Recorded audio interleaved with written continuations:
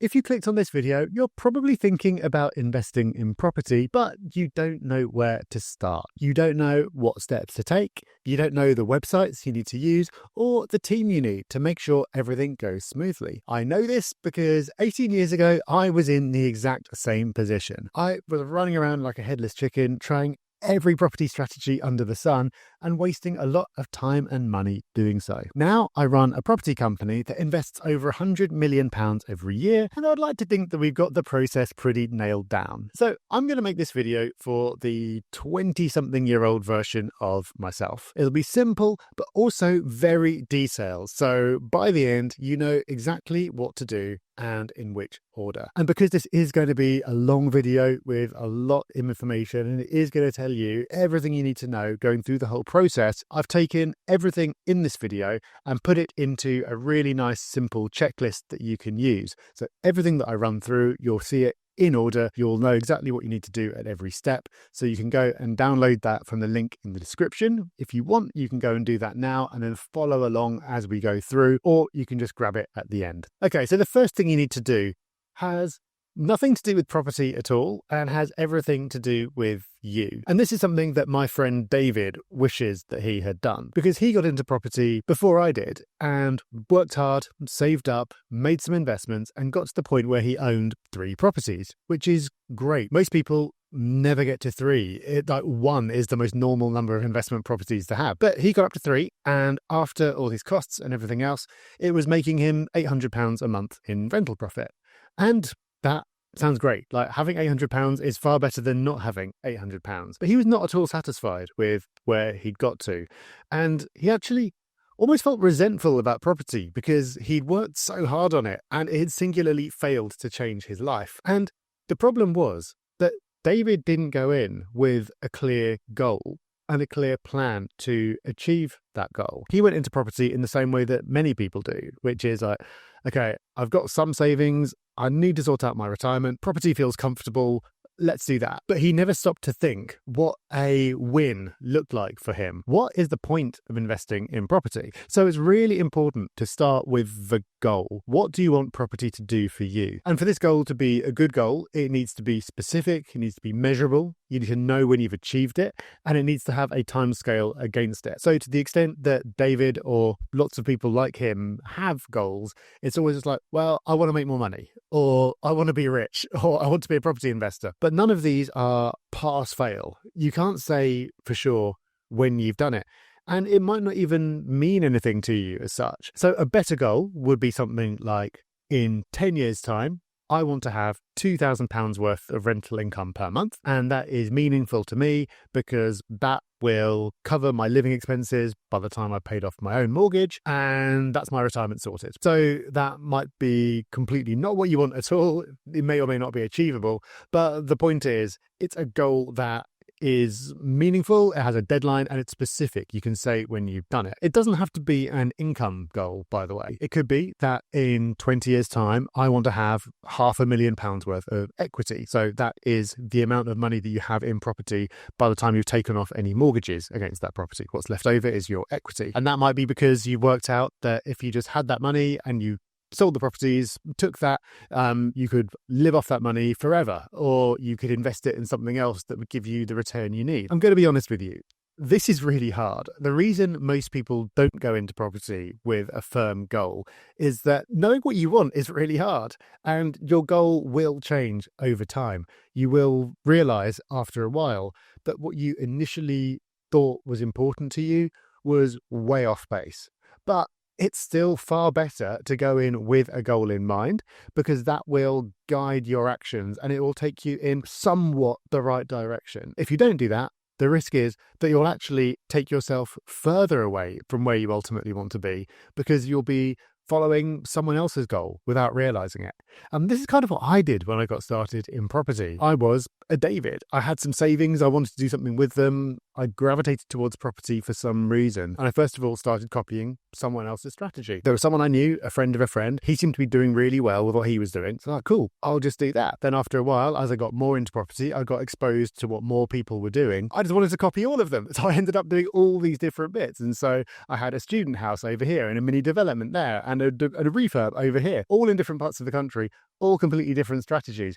And none of them were focused on my goal. As soon as, after far too many years, I sat down and worked out, what do I actually want and how will property get me there? Suddenly everything got a lot easier and my progress became way, way faster. Okay, so you've got the goal. Now the next thing you need is a plan to move you towards that goal. And as you develop that plan, you need to be thinking about three things, and they are capital, skills, and time.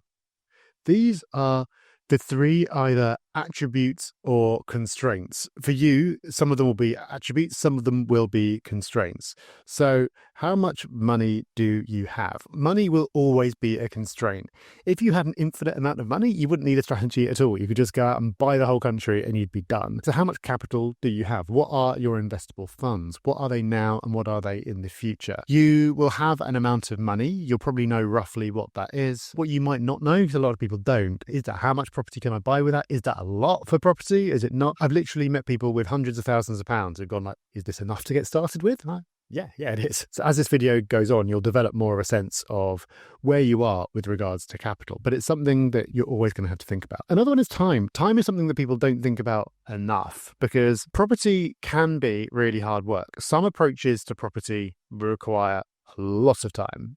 So obviously if you're flipping a house and you're doing all the work yourself, that's going to take a lot of time. Other strategies require less time. So if you're just buying a property and renting it out, then you have to do the work of actually going through and finding it and buying it. After you put tenants in place, most of the time, nothing's going to be happening. So there will still be some demands on your time, but nowhere near as much. So you need to think honestly about how much time you've got, because again, doing what I do, I talk to a lot of investors all the time and often get people who are working like really demanding jobs in the city. They're going out at 6 a.m, they're not getting home until late at night, and they'll say, oh yeah, I've got this great idea. I want to refurb houses because if I refurbish them, make them really nice, rent them out, can take the money, do this. How are you going to do that realistically? It's just not going to happen. It might be lovely, and those people might be doing really well on the capital side of things, but they're short on time, and a strategy needs to recognize that. And the third is skills. So you may have no particular skills, and that's okay. I did not have any particular skills. Many would say I still don't now, but I have developed skills when it comes to analysing deals, understanding how the market works, all that kind of thing. But it's worth thinking about the skills part of things, because if you have no idea how to refurbish a house, what a house is even made of, then a strategy that is really heavily reliant on doing that can work for you, but it's going to be heavy going. And so maybe it's still something you want to do, but at least be aware that it's heavy going. But if you do have a particular skill, so you are an architect or something, then it would almost be crazy not to use those skills. So everyone's going to have different abilities and different constraints. So one person might have loads of capital, but very little time and very little in the way of skills. Whereas the next person might have very little capital, but plenty of time and loads of skills. So everyone has a different profile when it comes to these, but you can put them together as a way of figuring out which strategy is most likely to suit you. And we've already talked in passing about how different combinations of these skills can guide you towards different strategies. So very broadly speaking, there are three main strategies, which lots of things splinter off. So the first of those strategies would be buy to let. You often see it abbreviated BTL, and this is simply buying a property, letting it out. That's it. So maybe you'll tidy it up a bit after you bought it, but the main thing you're doing is you're just acquiring an asset, you are renting that asset out, and then you're going to make your money in two ways. You're going to make your money from the rental income that comes in and the growth of the value of the property over time. So we'll come back to that later, but that's essentially your strategy. The great thing about the strategy is it doesn't require much in the way of time relative to the others, or indeed skills. There are things you'll need to know. We'll cover lots of them in this video, but it's all very learnable. You don't need anything that you need to train for years for. So anyone could probably have the idea today, click on the video, start learning, then 3 months, 6 months later, be ready to invest. Away you go. Do a perfectly good job of it. So it's relatively easy to get started. Don't need much in the way of skills. Don't need much in the way of time. The constraint when it comes to buy to let is cash. So say you've got £50,000 to invest. You use that as a deposit and to cover all your costs. You buy a property, You rent that property out, that property is making you, let's just say, £300 profit per month. If you don't have any more savings, you don't have the ability to save anymore, then that's it. You're done. It doesn't matter what your goal is because you're not going to get any further than that for quite a long time until the property market has potentially grown enough that you've got more equity in your property and you can potentially use some of that equity to buy your next one. But it's going to be slow going. It can still get you there in the end. So if you've got a time frame of more than 10 years, then buy-to-let can work really well, especially if you've also got the ability to keep on saving more each year. So this is what I do. This strategy suits me perfectly. But if you want to go faster, or if you're really going to struggle to save up any more, then you'll need to be looking at another way of solving that cash constraint. So a way that people do this is something called buy, refurb, refinance. You'll often see it written as BRR. Sometimes it's got an extra R in there. I don't know what that one stands for, but it's buy, refurb, refinance. So the point here is maybe you'll buy a property for £100,000.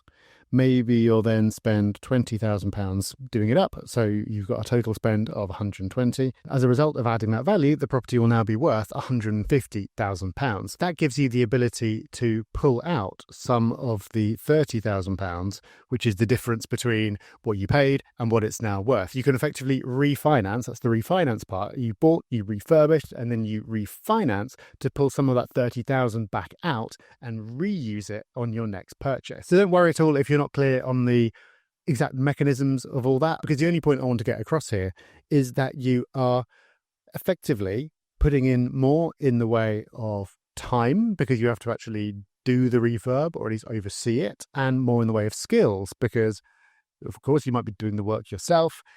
Even if you're not, then actually finding these opportunities and costing them all up, that takes skill. You do those to get around the fact that you might not have the capital, or you need less capital to buy the next one more quickly, because rather than just putting in your own money, you're also tapping into some of this value that you've effectively created. So by the end of this process, you still have a house, you've still rented that house out. Maybe that's what that final R is for. Now we've come to think of it. But the point is, you've still got the same asset at the end. You've got the cash flow from that property, but you might be able to move on to the next one more quickly. So if you have more ambitious goals, you want to get there faster, then this might be a strategy you want to look at. And then there is buy to sell. So instead of buying to let, you're not going to rent the property out at all. You're going to buy it and then you're going to sell it. And in between the two, of course, you need to do something to justify being able to sell it for a higher price than you bought it for. So this is where you're probably still doing the refurb element, but instead of refurbishing and then renting the property out, you're refurbishing the property and then selling it.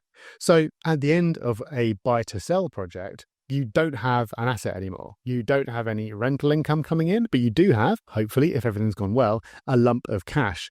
And so you can then use that cash to put into your next project or take some of it to live off or whatever. So buy to sell, I don't know if I'd actually call it property investing. It's more like property trading, because you're using property as a stock, something that you will acquire, you'll add value to it, and then you'll sell it again, rather than an asset that you hold on to for the long term that generates income for you and where you see growth in the value of that asset over time.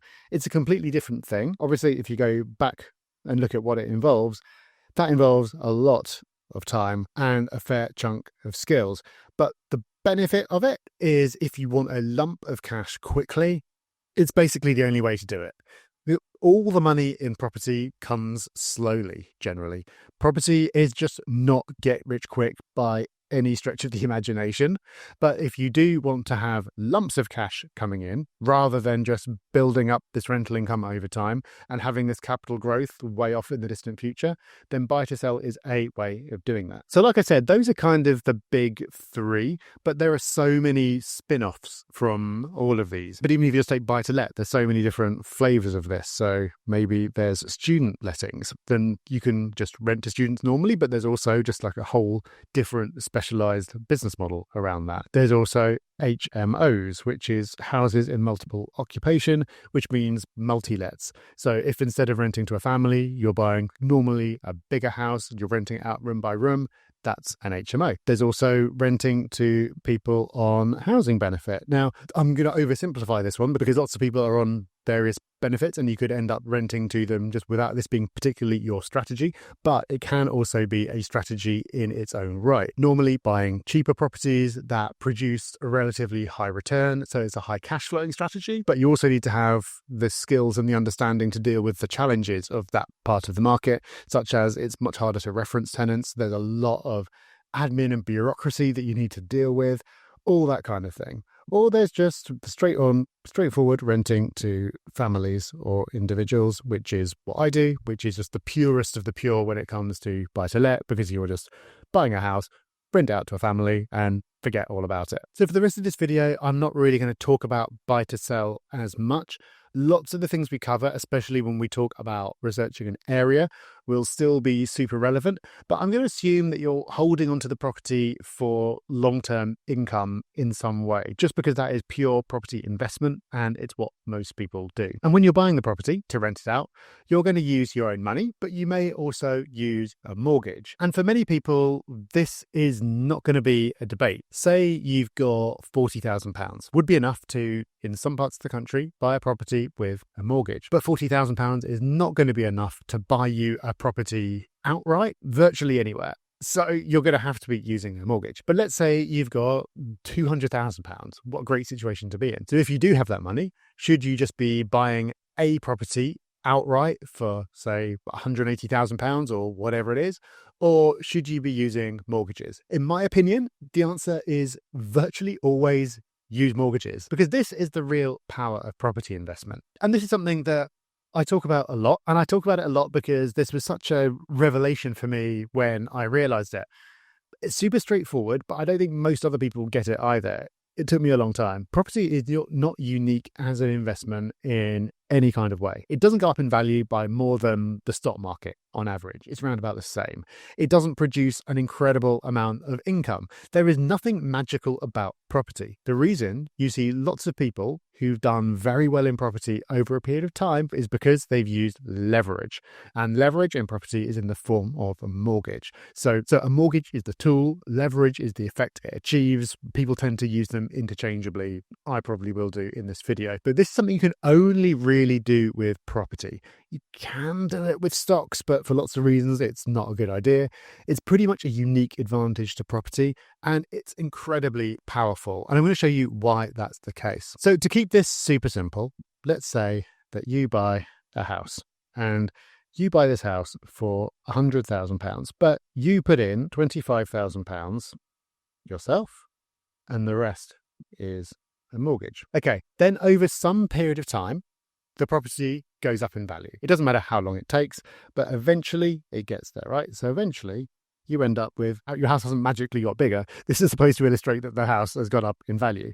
So at this point, it's worth £200,000. So it's doubled in value. That's cool. But what's really cool is that the £75,000 that you borrowed, you assume that you've just been paying the interest on that. You haven't been paying off any of the £75,000 itself. So you've still got a mortgage of £75,000.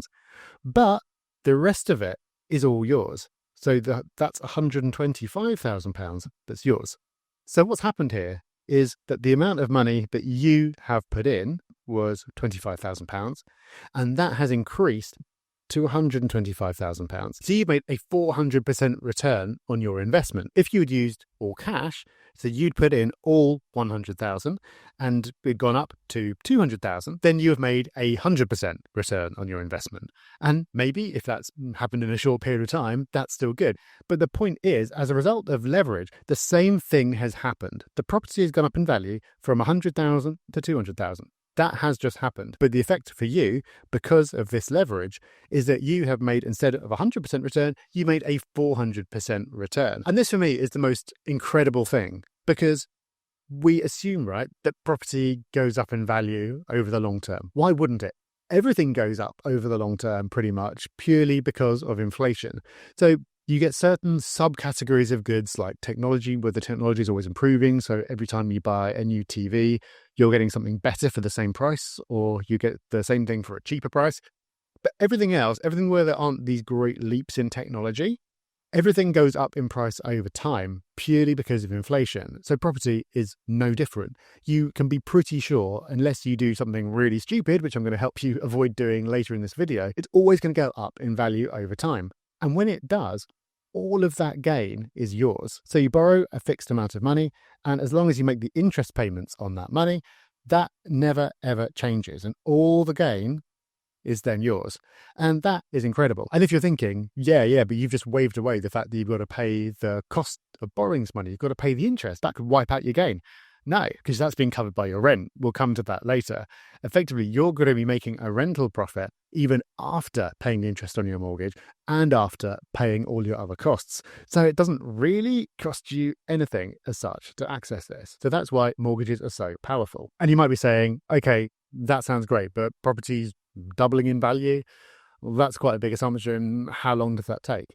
Well, maybe, but here's the thing. If you buy a property again for 100,000 and you've put in 25,000 and you borrowed 75,000, then it goes up in value by 3% per year. So 3% per year property growth, that's less than the average over the last 20 years. And it's not that much more than just general inflation. So inflation is supposed to be 2% per year. Obviously, it has been way higher. It has been way lower. The average since the 2% target came into effect is 2.8. So the target is supposed to be 2, but the reality has actually been 2.8. So 3% is not a crazy assumption. But let's take down even further. Let's say 2%. 2% per year, that's all. So that's really, really low in terms of property. But let's just say that happens. And then you fast forward for 20 years. What you end up with is a house that is worth £150,000, of which the 75 that you borrowed is still 75, and the other £75,000 is yours. So you've tripled your money. You've got a house that's gone up from 100 to 150, and that's purely based off 2% per year, which is low. And this assumes that you haven't added any value. You haven't bought in an area that's done particularly well. You haven't bought at a discount. You haven't got a good deal going in. It also seems you haven't had any rent coming in. So we haven't talked about the rent at all. This is purely based off the capital growth. So this is the incredible thing about leverage. So the risk to you is you're not able to keep up those payments. So either the bank ends up taking the property back off you, or normally, more realistically, you're forced to sell the property quickly before they do that. And that is a real risk. I'm not diminishing the risk of that. And when we make investments, we put a lot of thought into making sure that we always have more incoming than outgoings. So we want to make sure that the rent more than covers the mortgage payment plus all your other costs, and we want to hold back a buffer. So if for some period of time there is no rental income, you can't find a tenant or they're not paying, you've got this contingency fund so you can keep making the mortgage payments regardless, because the last thing you want is to be in a position where you can't pay your mortgage. So I'm not downplaying these risks at all. I'm just saying that they are controllable, and it's something that's really worth getting comfortable with if you can, because it gives you this unique advantage when it comes to property. And it's why we often see comparisons between property and the stock market. And if you look at buying a property all in cash versus the stock market, there's not much to choose between them. But if you look at a leveraged property investment versus the stock market, property always outperforms by a million miles because you can buy 4 times more of it. Of course, if it goes up in value, you're going to reap this benefit. So obviously, if you can control the downside, this is a massive benefit of property. Now, I know this has been a lot so far, but remember, you can get the checklist that goes with this video from the link in the description. That takes everything that I'm talking through and putting it down in a nice, easy step-by-step order. So after watching, you can go back and remind yourself what we covered and what you need to be working on. Okay, so we'll assume that I've convinced you about the merits of mortgages and you're okay with the downsides and you understand that they can be controlled. So if you're sold on using mortgages, you then need to decide whether you're going to use a repayment mortgage or an interest-only mortgage. So a repayment mortgage, very much like the name suggests, is one where you are repaying the capital over time. So if you borrow £75,000, like in our example, then every month you pay off a bit of that £75,000 as well as the interest. And so as time goes on, years go by, and eventually after however many years, 20 or whatever the mortgage term is, you owe nothing at all. The property is yours. That sounds cool. The other option is interest only. So this is, again, very much like the name suggests, where you only pay interest. So you borrow £75,000.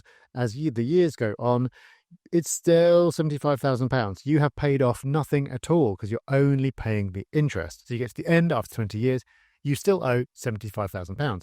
That doesn't sound as good. So why am I about to suggest that interest only is the way to go? Well, it's because it actually reduces your risk. And I know that sounds weird, but I'll explain why that's the case. So if you look at this sort of hypothetical repayment mortgage here, these numbers are completely off. Don't worry about the numbers themselves. I'm just showing how it all works. Let's assume that the interest cost is £200 per month. So you're paying that whatever you do. And then you're also paying off a little bit of the capital. And let's say that equates to £100 per month. So that means that in total, add the two together, and your monthly mortgage cost is £300. If you come here and you look at an interest-only mortgage, then of course all you're doing is you're paying this £200 in interest. You're not paying this £100 that would have been the capital. So your mortgage cost is £200 per month. So what that means to you is an extra £100 in cash flow. And that is important because your cash flow is what you use to pay your mortgage and all your other costs. So the lower this can be, the better. Because if you have a few months where for whatever reason you don't have any rent coming in, you want your outgoings to be as low as possible. So having an interest-only mortgage keeps your outgoings down. Now, the big question that comes from this, of course, is, well, great, but what do you do in 20 years? Because you still have this debt. Well, the first thing I'd say is that as a proportion of the property's value, it's going to be lower. So maybe you borrowed £75,000 when the property is worth £100,000, but now it's worth £150,000. That £75,000 was 75% of the property's value. Now it's 50% of the property's value. So it's shrunk as a proportion, even though you haven't paid any off. Also, if you assume that your interest rate is the same, then your payments will be lower as a proportion of the rent. Because if you borrowed at 5% and it's still 5%, then your interest costs are going to be the same as always, but your rent over time will go up. Maybe the property was bringing in £500 to start with, and now it's gone up to £800. So as a proportion of your income, the mortgage has shrunk as well, but you still have the debt. So what do? Well, if you want to keep going, you're still young enough, you want to keep investing in property, you can just refinance, start another 20-year mortgage term, keep it going, allow that effect to play out for longer. Or of course, you can sell the property, pay the mortgage off. I know this is going to feel really alien because especially if you've got a mortgage on your own home, you want to get that mortgage paid off. You may even be making overpayments because you want to get rid of it as quickly as possible. And that makes sense because you want the safety of knowing that you own 100% of your own home. But that's very different from using debt as a tool to make a financial investment, which is what you're doing with property. But the ultimate thing about interest only, which I think is the killer argument, is that you can pay off some of the capital. So every year you're allowed to make overpayments on most mortgages of normally around 10%. And whenever you come to the end of a mortgage term and you need to refinance, you can pay off a lump then. So there's nothing to stop you actually paying off lumps of capital as you go from the money that you've saved up. It's just that you don't have to do it every month, which means that as long as you've got that discipline, it is actually safer. It's a weird concept to get used to, but hopefully if you think about it, that'll start to make sense. Okay, so you're sold and using mortgages. We've talked about interest only and repayment. The next thing you might be wondering is how much can you borrow? There is a more complicated answer to this, but I'm going to give you the super quick rule of thumb answer to this because I know it's something that people want a quick and satisfying answer to. And the answer is take however much cash you got and multiply it by 3. That is your total buying power. So if you've got £50,000, that means that you can multiply it by 3. You can buy a property worth £150,000. Why is that? Well, it's because with most buy-to-let mortgages, the maximum you can borrow is 75% of the property's value. So that would be effectively multiplying your money by 4. So you'd think that if you've got 50,000, you could buy a property worth 200,000 because you'd be borrowing 75%, 150, and putting the other 50 in yourself. But you've always got other costs that you can't borrow against. So you're going to have to pay stamp duty, you're going to have to pay legal fees, you want to keep some kind of contingency, there might be a bit of a refurb. So as a very rough rule of thumb, that's why I say you can multiply your money by 3. Obviously, if you're doing more of a refurb, then you might not be able to borrow as much of that because you won't be needing to put more cash towards the refurb, and you normally can't borrow against that unless you're using a super specialist type of mortgage. So there is more to it than that, but I wanted to give you a satisfying and simple answer because so much in property is it depends. So that's how much you can borrow if all is well, but can you borrow at all? This is another concern that a lot of people have. A lot of people have a lot of fear about whether they will be able to access borrowing, whether they're credit worthy, how much they can borrow. It's actually relatively simple. And I can talk you through the factors that lenders typically use when they're deciding whether to lend to you for a particular property investment. So it comes down to you and the property. They're looking at different things for each. So for you, they are looking at your income. But unlike when it's your own home, where the amount you can borrow is directly tied to your income, for property, they are just looking to see that you have a minimum level of income. And that can be £20,000. Sometimes it's a bit more. It depends on the lender. Typically, they just want to see that you have a level of income. So you have the ability to make payments or some payments out of your own income if you need to, but they're expecting your repayments to come from the profits of the property. The property is a really important part of it. It's not the case that if they like you, you can borrow to buy absolutely anything, and we'll see why that's the case in a minute.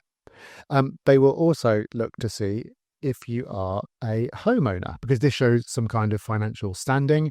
It also shows, although this is less important than it used to be, that you're not trying to sneakily buy a home to live in when you can't afford it because you're doing it as an investment. They'll also look at whether you are an investor already. Do you have properties already? When you're buying your first property, that's always going to be the hardest because you don't have any experience. When you're refinancing that property, so you've already owned it for a while, or if you're buying your second one, then it gets easier because you kind of tick this experience box. And then finally, there is your credit history. So the dreaded CCJs, they will be looking for any of that.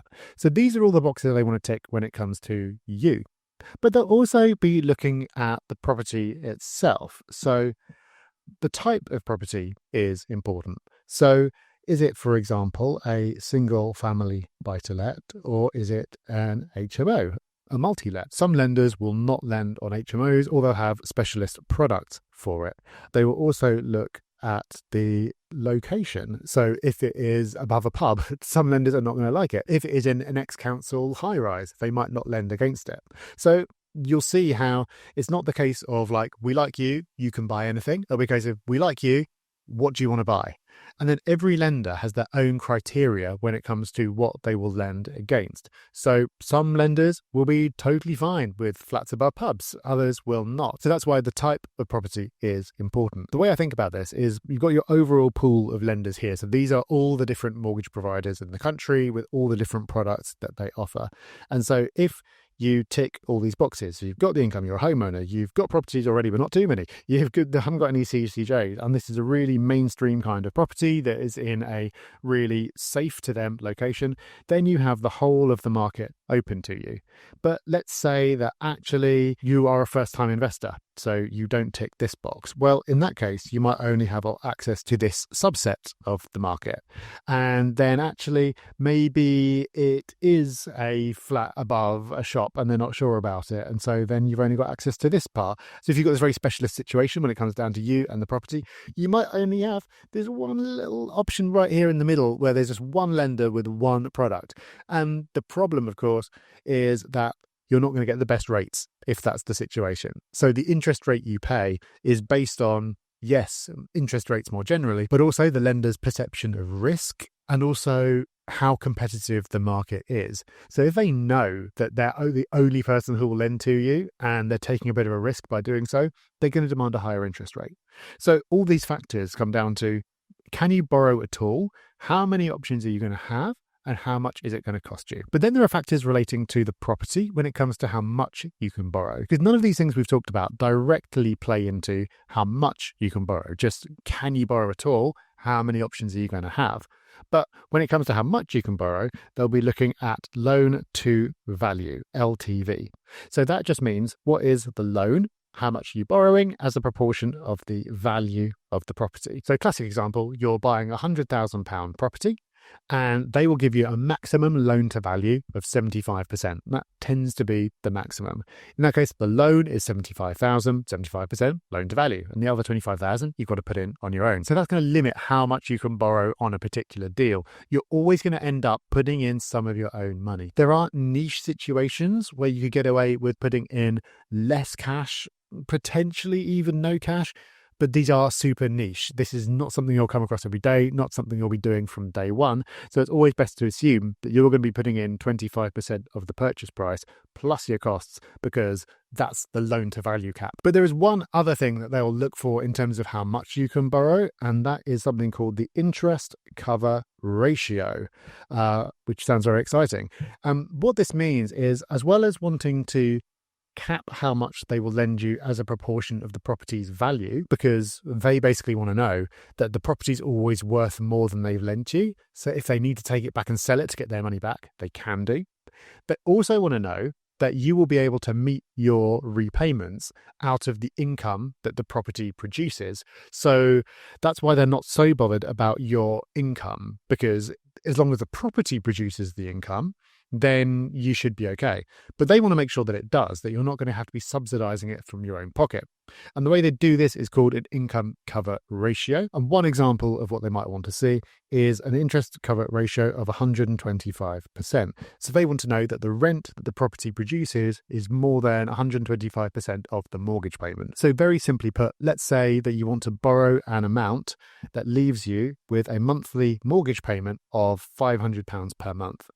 If you need to pay them £500 per month to pay the interest on this mortgage, then they will want to see that the rent is at least £625 per month, because that is 125% of 500. It's a bit more complicated than that, because the percentage can change. The percentage, depending on the lender and depending on your situation, could be 140%, 150%, sometimes even higher. Also, they're not necessarily going to look at this based on the interest rate that you are paying. They might base it on a notional interest rate that is higher than the one that you're paying. So this 500 might actually become 600. And if it is, then 625 is not going to be enough. This might all be starting to sound a bit complicated, but the answer to all of this is basically work with a mortgage broker. Mortgages are a really big topic. We've got another video specifically about buy-to-let mortgages, which I'll link to below. There's so much more I could say about this topic, but I've tried to give you a sense of some of the main things to think about, and also just how many things that there are to think about, to help you realize that you probably don't want to be doing this on your own, because you might be able to go out and find a mortgage, but the chances of you being able to go out and find the best possible mortgage for you is almost impossible, because there are so many factors that you need to be thinking about relating to you and the property and the market and just about everything else. And there are so many lenders with hundreds and hundreds of products. So what you want to do is work with a mortgage broker, because they are a specialist in taking your situation, packaging that up, and then going out to the market and seeing who will lend to you and at what rate. It's really important to work with a broker who is a buy-to-let specialist. So if you've got a mortgage on your own home, the broker you use to arrange that is probably not going to be the best broker to use for a buy-to-let purchase, because it's just a completely different market. And what you also definitely do not want to be doing is just going to whoever you bank with and seeing what they will lend to you, because again, they are just one lender out of absolutely all of them. How likely are they to have the best product for whatever it is that you want to do? It's highly unlikely. So I recommend working with a specialist and getting them involved early, because if you talk to them near the start, when you're still in the planning phase when it comes to property, they can look at your situation and see if there's anything that might be off-putting to lenders. And maybe it's something that you can fix. Maybe it's something you can only fix with time, but it's better if you start doing that now. They'll be able to give you a realistic idea of what your options are going to be, depending, of course, on the property that you want to buy. And that's the other great thing about getting a broker involved early, because you'll be able to run any potential deals past them before you go so far as necessarily even putting in an offer. So I've done this so many times. There's a property that I want to buy. I've run all the numbers, I'm feeling good about it, but before I make my offer, I ping it over to my broker, because I want them to give it the all clear and say, yep, you're going to have options on this property. And occasionally, I haven't. Occasionally, there's something I've missed that means it's just not going to be appealing to most lenders. As a result, I'm either not going to be able to borrow at all, or I'm going to have to pay a higher rate than I'd want to.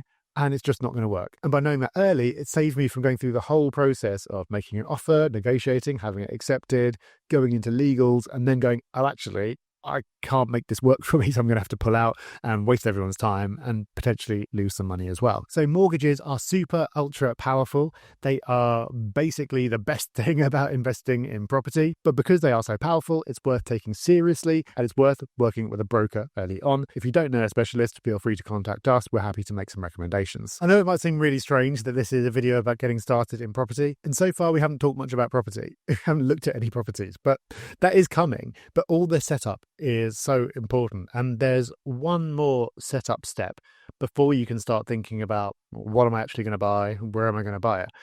And this is unbelievably important because we had someone write into our Sunday Times column just recently saying, I bought a property a year ago, I was really happy with it, everything was great, but then I got my tax bill and I'm actually losing money on the property. I'm paying out more in tax than I'm making in rental income. What am I going to do? And if you're new to property, you might be thinking, that's insane. How could you have a situation where your tax bill is higher than the money you're making? But it can happen, and I'm going to show you how that can happen. And this is something you can only fix, you can only avoid in advance. By the time you bought the property, it's too late. Making the changes that you need to make will be so expensive, it's just not worth it. It just doesn't make any sense for most people. And that's why it's so important to know about it in advance. All we could say to this guy was, well, if nothing's going to change, then you might have to sell the property and start again, which obviously is a lot of hassle and really, really expensive. So it all comes down to how you buy the property. Do you buy it as an individual or do you buy it as a company? And I know that buying a property as a company, it might sound scary, but all it really is that the company is a wrapper around the property. It's not like a trading company that buys or sells anything. It doesn't need to have any track record. It doesn't need to have a history of profits.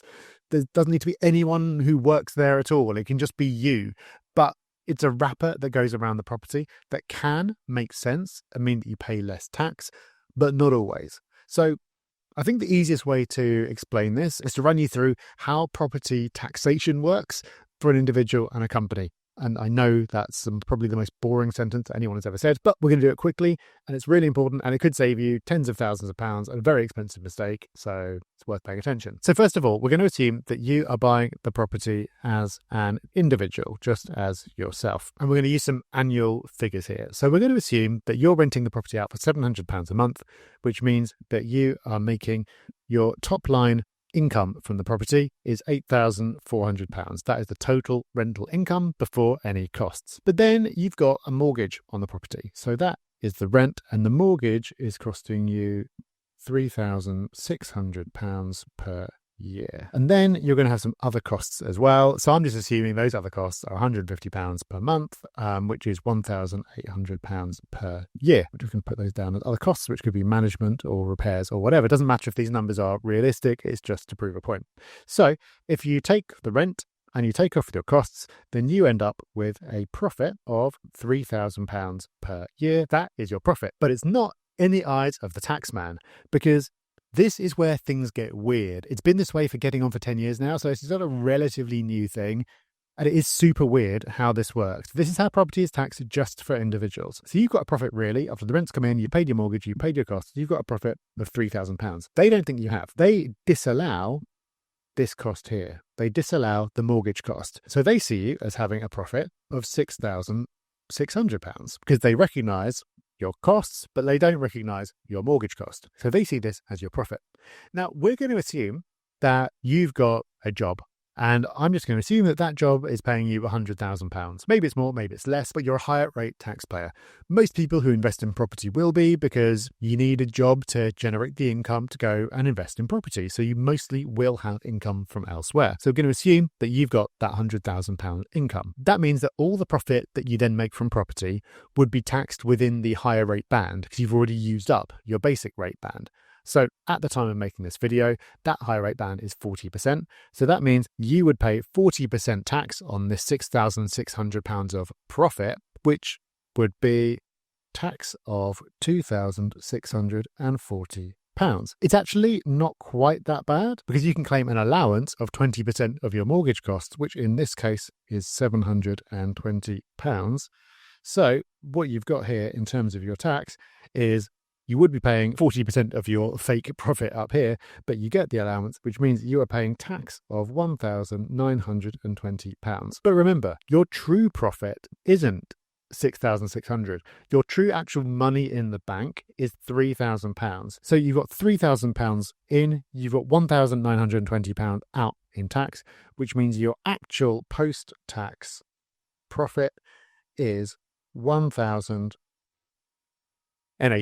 So in other words, 2/3 of your actual profit has been lost to tax. That is a situation for an individual. If instead you buy as a company, and of course you are an industry that's billowing out smoke for some reason, then it's much more straightforward. So here you've got your 8,400 in rent again, you've got your £3,600 mortgage, and you've got your 1,800 in costs, which means you are making a £3,000 profit. And then none of the weird stuff happens. All that happens is you are paying corporation tax. And at the time of making this video, if your profits are under £50,000, you're paying a corporation tax rate of 19%. So you're paying 19% of that £3,000, which means your tax bill is £570. So instead of paying tax of £1,920, you're paying tax of £570. That is a huge difference, and that means that your post-tax profit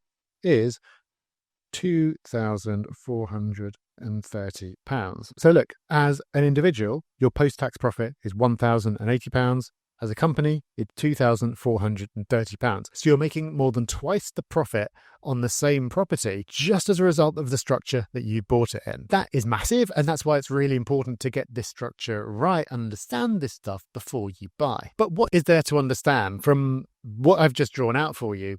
Clearly, buying in a company is better. So why is this even a debate? So there's a few things going on, and we've got a whole video about this, which I'll link to. But the key point is what you actually want to do with that profit. Because if you bought as an individual, you pay that really painful tax. But once you've done that, it's yours. The money is yours. You can go and spend it and do whatever you want, your money. In a company, though, by the time you paid the corporation tax, the profit is the company's money. It's not your money. If you want to extract that money from the company to spend on whatever you want to do, then you're going to have to pay tax to get the money out of the company. So as a higher earner, if you want to take this money out of the company, it's going to cost you 37-ish%. Maybe that still leaves you with more than you would have done as an individual. It depends on your earnings and the exact numbers and lots of other things. But even so, having a company involves certain upkeep. So the company will have costs that you as an individual don't. So you'll need to have somebody filing all your tax returns. You really can't do it on your own. That's going to come at a cost. Also, you may find that the mortgage options for companies are more expensive. They used to be a lot more expensive, but now the majority of people are choosing to buy within a company. The market has shifted, lenders have changed their behavior, and the difference is now far smaller, but depending on your situation, the mortgage rate could still be a little bit higher. So the point is, by the time the company has had these extra costs and you've then pulled the money out of the company, you might not be that much better off, if at all.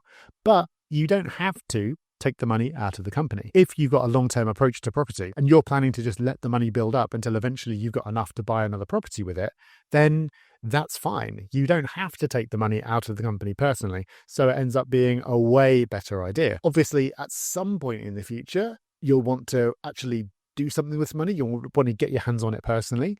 But maybe by that point, you've retired, you don't have a job anymore, so you're not in that 40% income bracket, so the whole thing becomes a lot less painful. There's also various things you can do with structuring the company to pass on. So you can set things up so some of the income from the company finds its way to your children to pay for their university costs. Maybe they inherit the company one day. Maybe the company pays money into your pension. There's loads of stuff that you can do.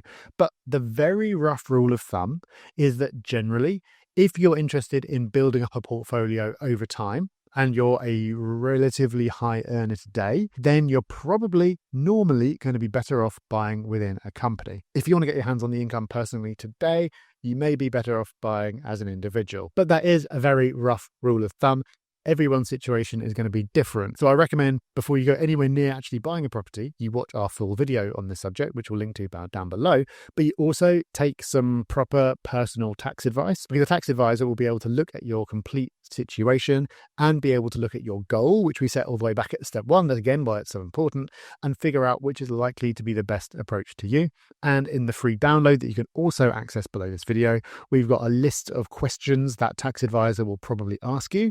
So if you can run through that list and figure this all out yourself before you speak to them, that will make that conversation go a lot better. Right.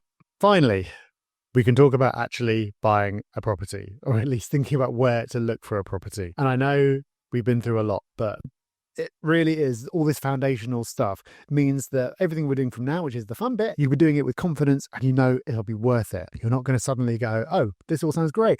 Oh, but I can't borrow any money. Oh, but I'm going to be paying too much tax. Because we've done the setup, we can now start flying with confidence through the good stuff, which is figuring out what you're going to buy and where you're going to buy it. So when it comes to where you're going to buy, as in which part of the country, which city, this could be a decision that makes itself. This could be the easiest part of the whole thing for you, because if you've got a strategy that involves you being pretty hands-on, so you are going to be refurbishing properties yourself, you want those properties to be close to where you live. There's not really any debate about it. So in that situation, where you live dictates where you invest. So you might draw a radius of, say, like half an hour drive around where you live, or however far it is you're willing to go. That is your investment area. You still need to be thinking about micro location, and we'll come to that in the next step. But the which part of the country question is not one that you have to answer. And it wasn't one that people tended to think about quite so much, say 10 years ago, because it used to be the normal thing to do for people to just buy wherever they lived. If you think about people who you know, if you know anyone who's owned property for like 20 plus years, chances are it's in their town. They noticed somewhere for sale locally and they had some money and they decided, oh, I'm just going to go buy that.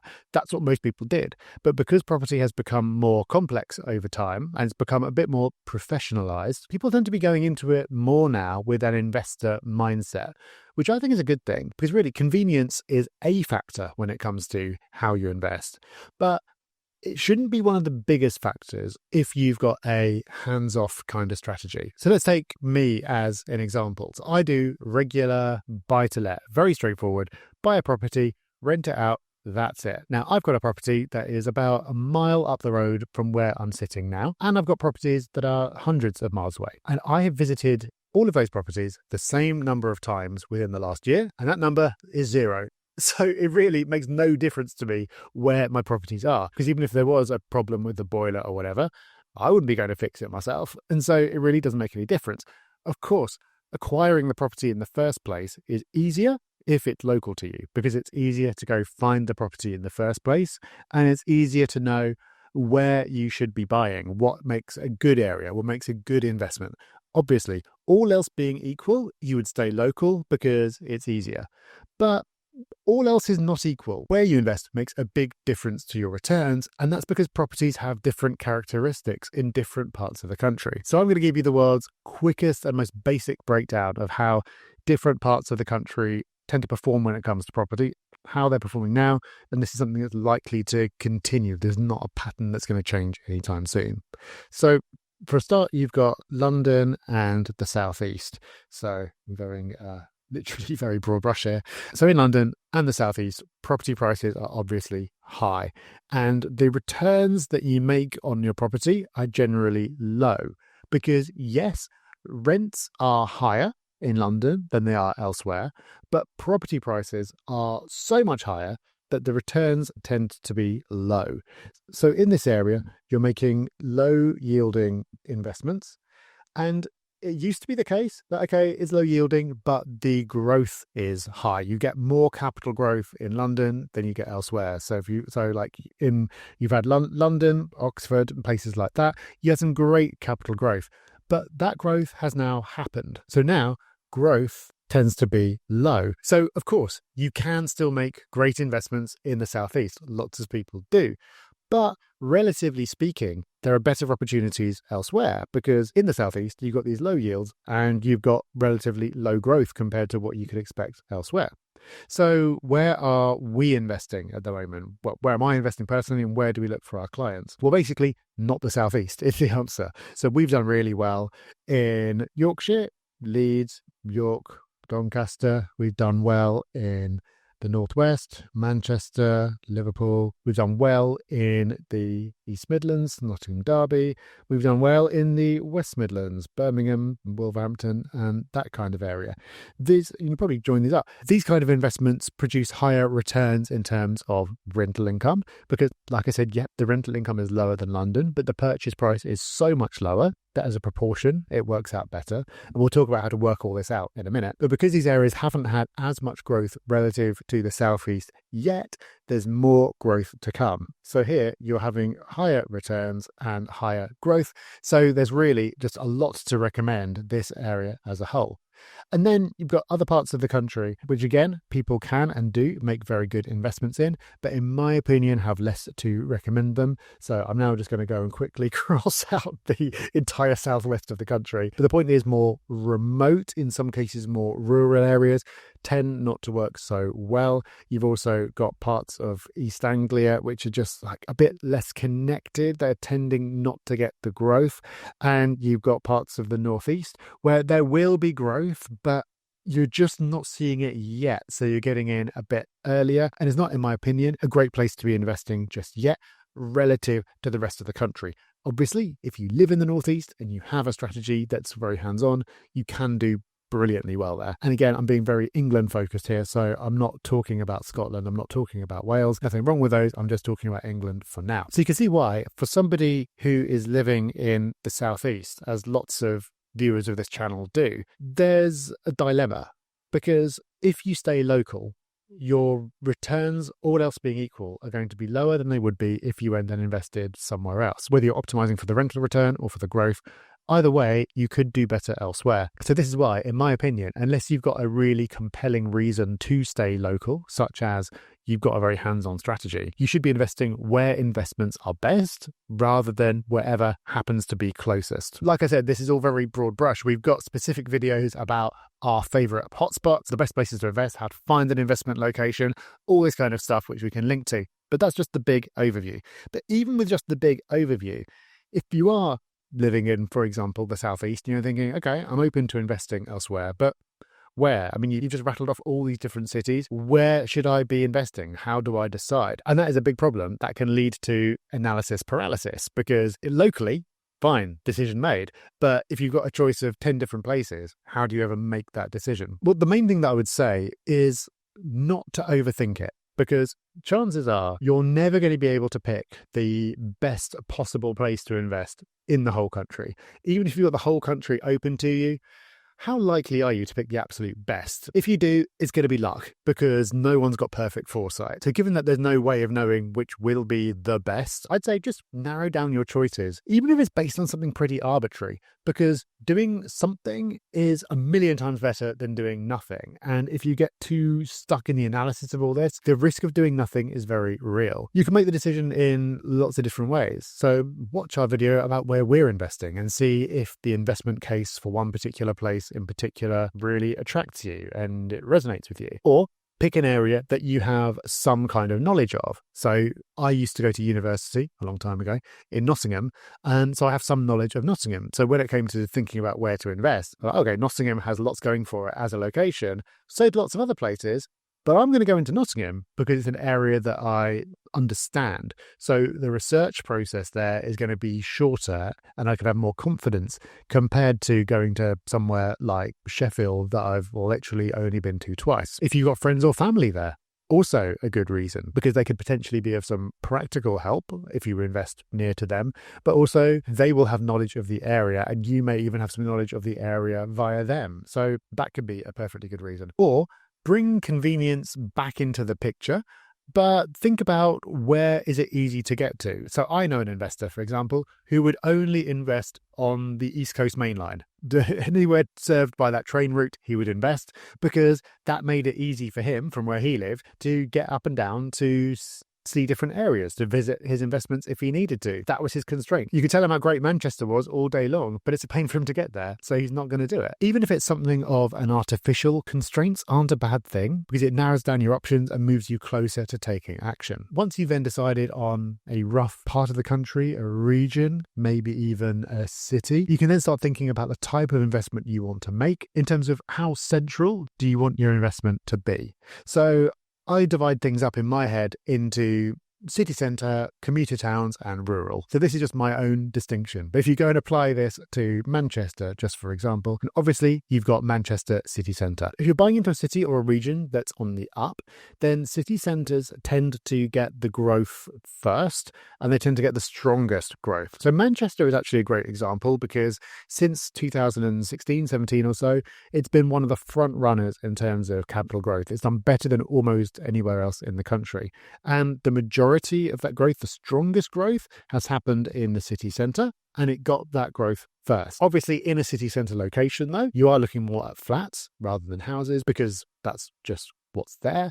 And it also tends to guide you towards a certain tenant type. So as a very general rule, it tends to be more young professionals rather than families. And it also generally means higher property prices compared to, say, commuter towns, which we'll come to next. So Manchester, because it's got good transport links, has loads of areas that are commutable into the city centre. So you've got Stockport, you've got even Bolton, even though it looks really far away, isn't. You've got areas that you'd call more kind of suburban probably than commuter towns, but I'll include them in the same kind of category. But the point is these tend to be areas with different characteristics. So the growth tends to ripple out from the city centre. So you'll tend to typically get the most growth in the city centre, and then it'll ripple out along road links, along transport lines. Basically, people get priced out of the city centre and start looking a little bit further out, which means that those areas are next to get the growth. So property prices tend to be a little bit cheaper. Now you've got a choice between houses and flats, and the rental market, you can get more families. Then the final one in my distinction is what I call rural. So you go out to Stockport, which is a commuter town, then you go a little bit further and you're in all this lovely greenery here,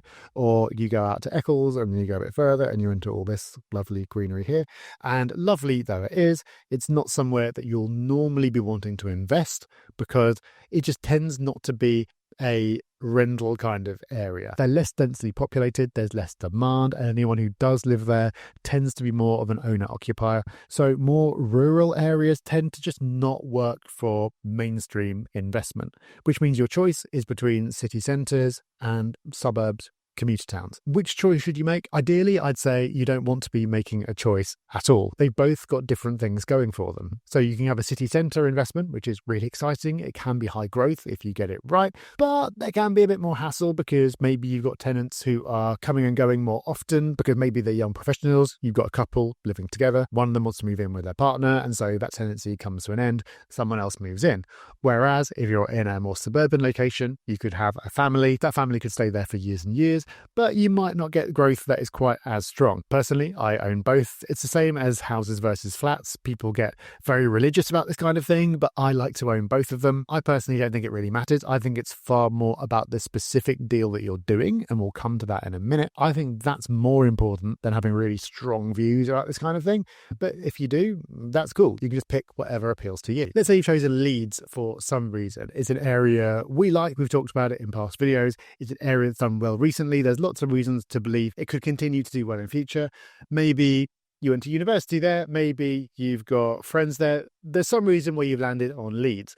But from there, there's still work to do. You need to narrow it down further because within any city, you can make really, really good investments and really, really bad investments. I will come to the individual deal, the individual property itself in just a minute. But first, there's one more level of kind of zeroing in that we need to do, and that is what I call micro-location. So it's the area of town. It's the part of a city that you actually choose to zero in on for investment because everywhere of any kind of reasonable size is going to have good areas and not so good areas. You're going to have fancy areas, family areas, student areas, areas you wouldn't want to walk through late at night. It's got all of these and you need to know which is which. Then we've got a whole process, a really systematic way of you going from Leeds or whatever the city is down to the particular postcode, the particular little sub area. To avoid this video going on for even longer than it already is, I won't take you through that full process now, but if you go and get the toolkit, which is linked in the description, you can go pick that up, read through the full thing. But I'll just pick out a couple of parts of it that I've found particularly useful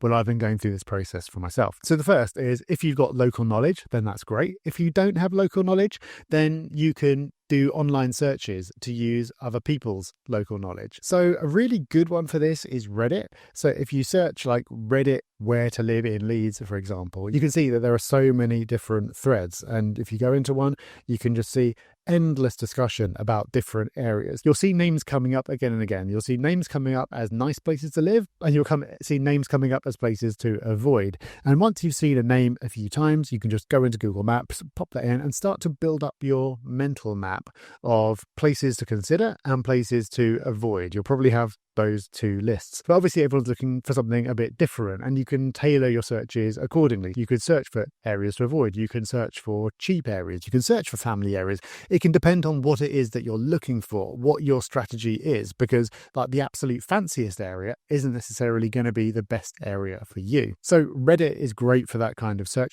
Mumsnet is also surprisingly good for this. I don't know if you've ever noticed this, but people on online forums tend to have quite strong opinions. And so if you can go and track them down, these can really help you to inform your own views. So once you've got some areas in mind, you've been reading about Leeds and Headingley and Kirkstall come up all the time. So great. Those are areas you want to know more about. You can go through our full process to dig deeper into those. But as a tool for building up your feeling for an area, Google Street View is really, really powerful. Because obviously, ultimately, you probably want to go to this area yourself. But I've done this in the past when I've been researching new places to invest. I've gone through the process and I've looked on Street View and like walked around virtually. And then I visited in person later. Why'd I even bother visiting? I've managed to build up such a clear picture of what this area is like from just walking around on Street View.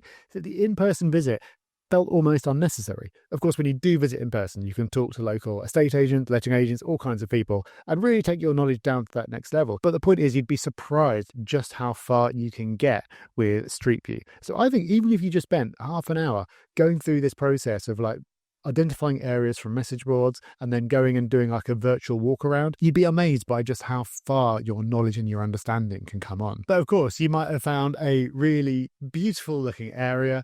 It can all be incredible. It could be the dream, but will the numbers work for you as an investment? Is this an area that's going to get you the returns that you're looking for? Well, that is what we can start to get into in the next step. All right, finally, we can go and look at some actual properties. But where do you find them? Well, there are three main ways of going and finding opportunities that you might be interested in.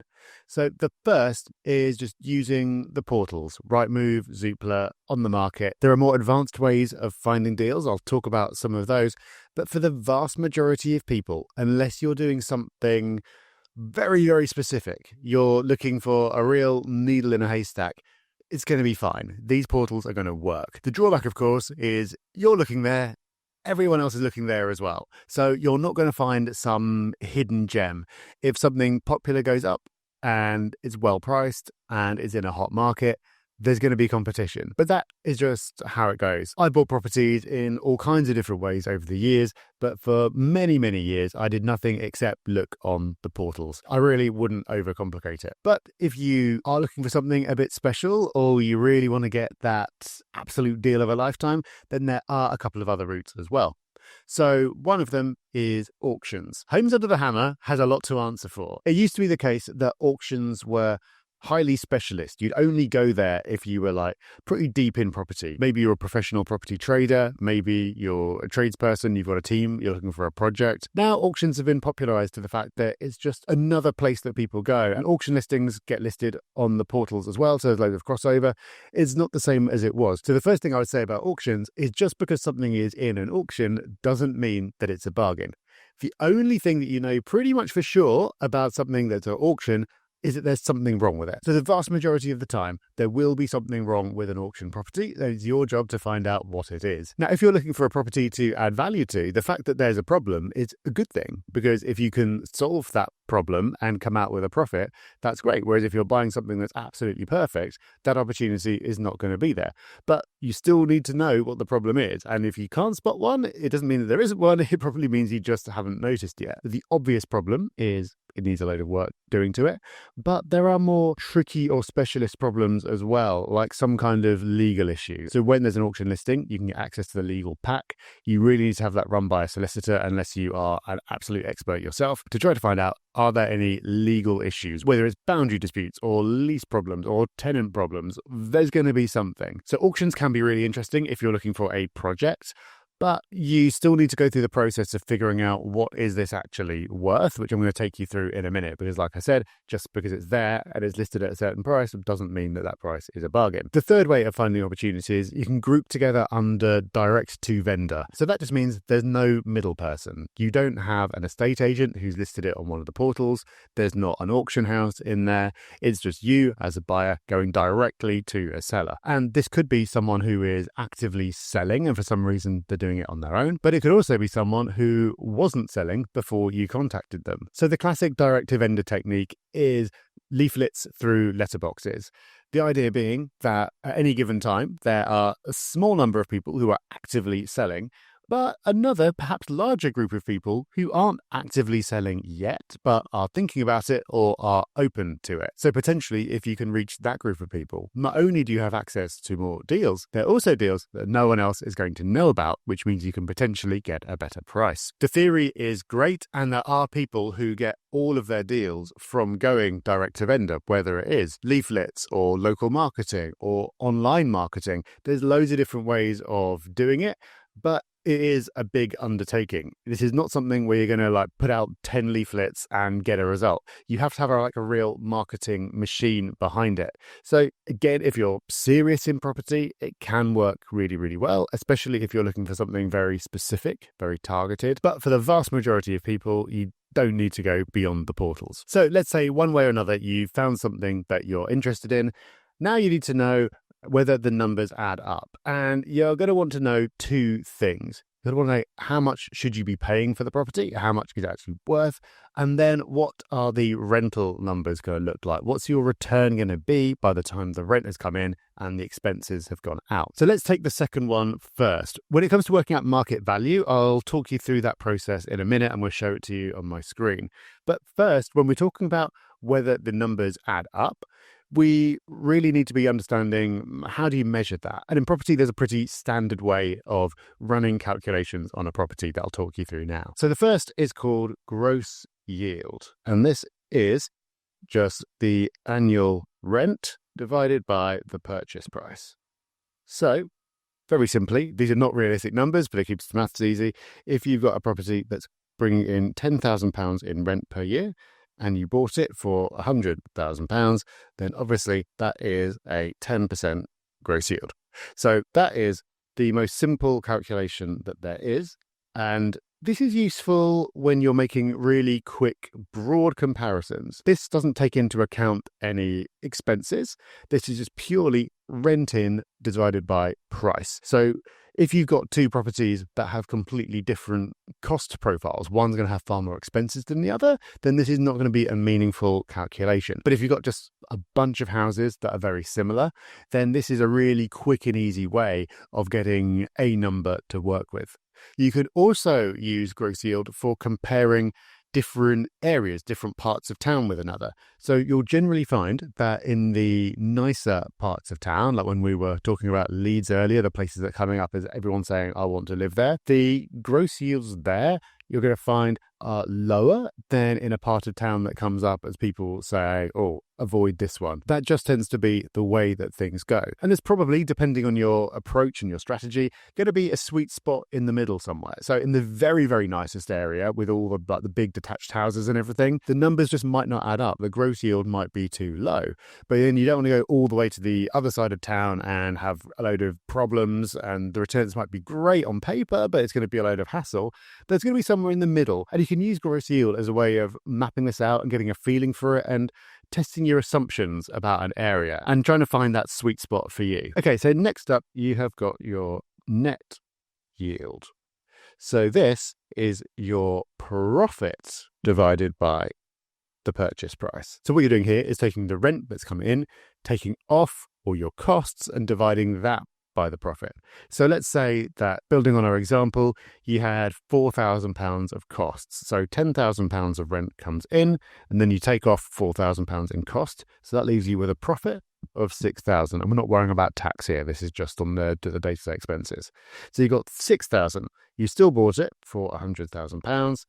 And so that takes you down to a net yield of 6%. This is obviously a more meaningful figure because it's more realistic. You've taken your costs into account. So if you're comparing a house and a flat, then gross yield might not be that useful because a flat is going to have a service charge and a house isn't.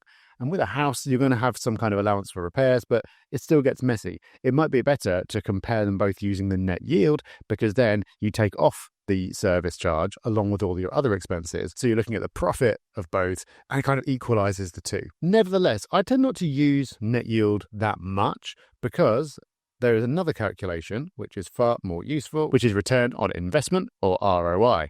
So this is your profit, again, divided by your cash. So this is the same as the net yield calculation, but instead of dividing it by the purchase price, you divide it by the cash that you personally are putting in.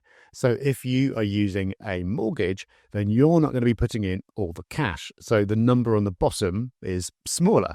So in this example, let's say you got the 6,000 in profit, but you only put in £25,000 of cash. And so in that case, 6 divided by 25 is 24. So this gets you to a 24% ROI. So even though the profit here is the same, it's the same £6,000, you have put in less money. You've only put in 25,000. So obviously, when you divide one by the other, you end up with a bigger number at the end. Again, all these numbers are too high. You're not just going to chance across something on Rightmove that's going to give you a 24% ROI. So this is just a way of demonstrating the calculation. And the reason that ROI, I think for me, is the most useful, it's the one that I tend to rely on, is because it's the return that you're actually getting on the amount of money that you have put in. And that means you can compare it to other investments outside of property as well. So this is the most detailed, the most accurate of the three calculations. So I tend to use gross yield for getting my kind of broad brush, but ROI is what I'm really thinking about. By the way, you'll find in property, everyone calculates their numbers slightly differently. So with ROI, for example, do you include all your purchase costs in there? So if you've got stamp duty and you've got legal fees, are they part of your investment? For me, they are. I would look at all the cash that I'm putting in, but other people might have different views. It doesn't matter what other people do. What matters is that you are consistent, so you're doing the same every time, so you're always comparing like with like. Just before we move on, I will say though that this is only looking at one aspect of your returns from property, which is the rental return. What this is not taking into account is the capital growth, and that is really important because let's say you've got one property that gives you an ROI of 6% and another that gives you an ROI of 4%. So you might think, well, okay, obviously the 6% is better. And maybe it is. But what if the one that gives you 4% has got potential for dramatically higher growth over the next 10 years?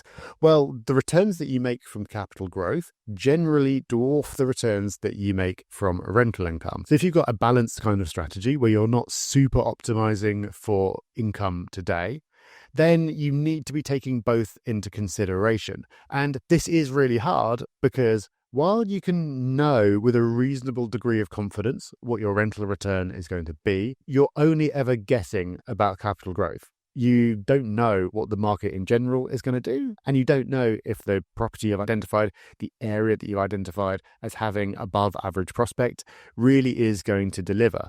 But for me, it's really important to at least take it into consideration and try to expose myself to that upside. Because as we saw earlier, by the time you've used leverage, that makes such a big difference. You can't afford to go just by the rental return. And in my opinion, because the rental numbers are those that are easy to calculate, they're a bit more of a sure thing, people tend to over-fixate on the rental income. I definitely used to do this, rather than thinking about what really matters, which is total return. So total return is your rental profit plus your capital growth. This is something that you cannot know at the point of going in, but it is what ultimately creates wealth for you. It is the truest picture of your investment. So you need to be considering the capital growth potential as well as looking at these rental numbers. Okay, let's put all this into action now and apply this to an actual property that we might be interested in buying. We've got a whole separate video that takes you through this process in detail. So I'm going to kind of whip through it pretty quickly now, but do go and watch this other video so you get the longer explanation of this. And in both cases, this video and that video, I'm going to be using a spreadsheet that you can download in our toolkit below completely free. So we've been talking about Leeds a lot, and one of the areas that kept coming up as a nice place to live was Horsforth, which is probably not how you pronounce that at all. So I've just run a really simple search here on Rightmove, and for no particular reason at all, I'm going to pick this property here, this 2-bedroom flat in relatively small block. It all looks very nice. It's been staged very well. So I want to know, how much should I be paying for this flat and what will the rental return be? So the first point to make here is that the value of a property has nothing to do with its asking price. A really classic mistake that people make is they will get a discount from the asking price and think that they've got a discount. So you get £10,000 off the asking price and go, oh great, I got a £10,000 discount. But who's to say that the asking price wasn't £10,000 too high to start with? The best thing to do is just ignore the asking price and try to get a sense of the property's actual market value, which you can only ever estimate, but nevertheless, you need to just try and put the asking price out of your mind. So here we've got a property where they're asking for £175,000.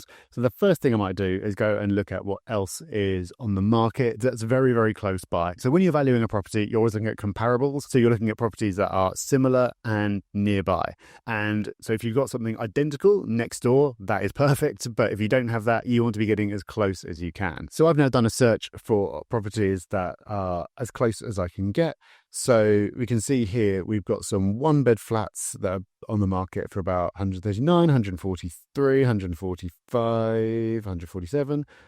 Keeps going. And then we get up to the 2 beds. And so we've got a 166, a 169, a 170, and this is our one here. So you can see this is the most expensive of the ones that are on the market, but it's also probably the one that's been staged nicely. It'll be the one where they put the most effort in. That doesn't mean it's worth it, but that's probably how they're justifying their price. So that's what's on the market. But I also want to know what has sold in the past. So in Rightmove, you can come up to here, the house prices, go to sold house prices, pop in the postcode, and here you can see what has sold in the past.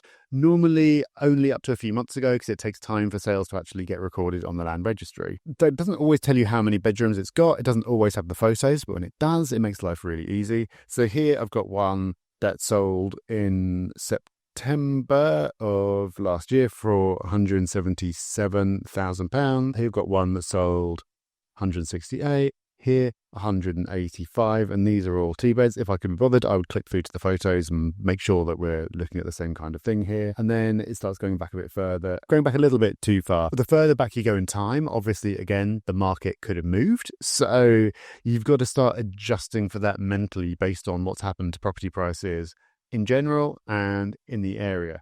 But based on this, you can see that we're not a million miles off. So this asking price of 175 maybe is not way off. I'm not going to go into the detailed analysis now and figure it out, but maybe in this case, I'd say, okay, if we look past the fancy rugs and everything and the fresh flowers, which I'm not going to be paying a premium for, I really think about 168, 170 is what this worth. So if I want to get a discount on that, I want to be going from that number. So that's a super quick version of how to look at that.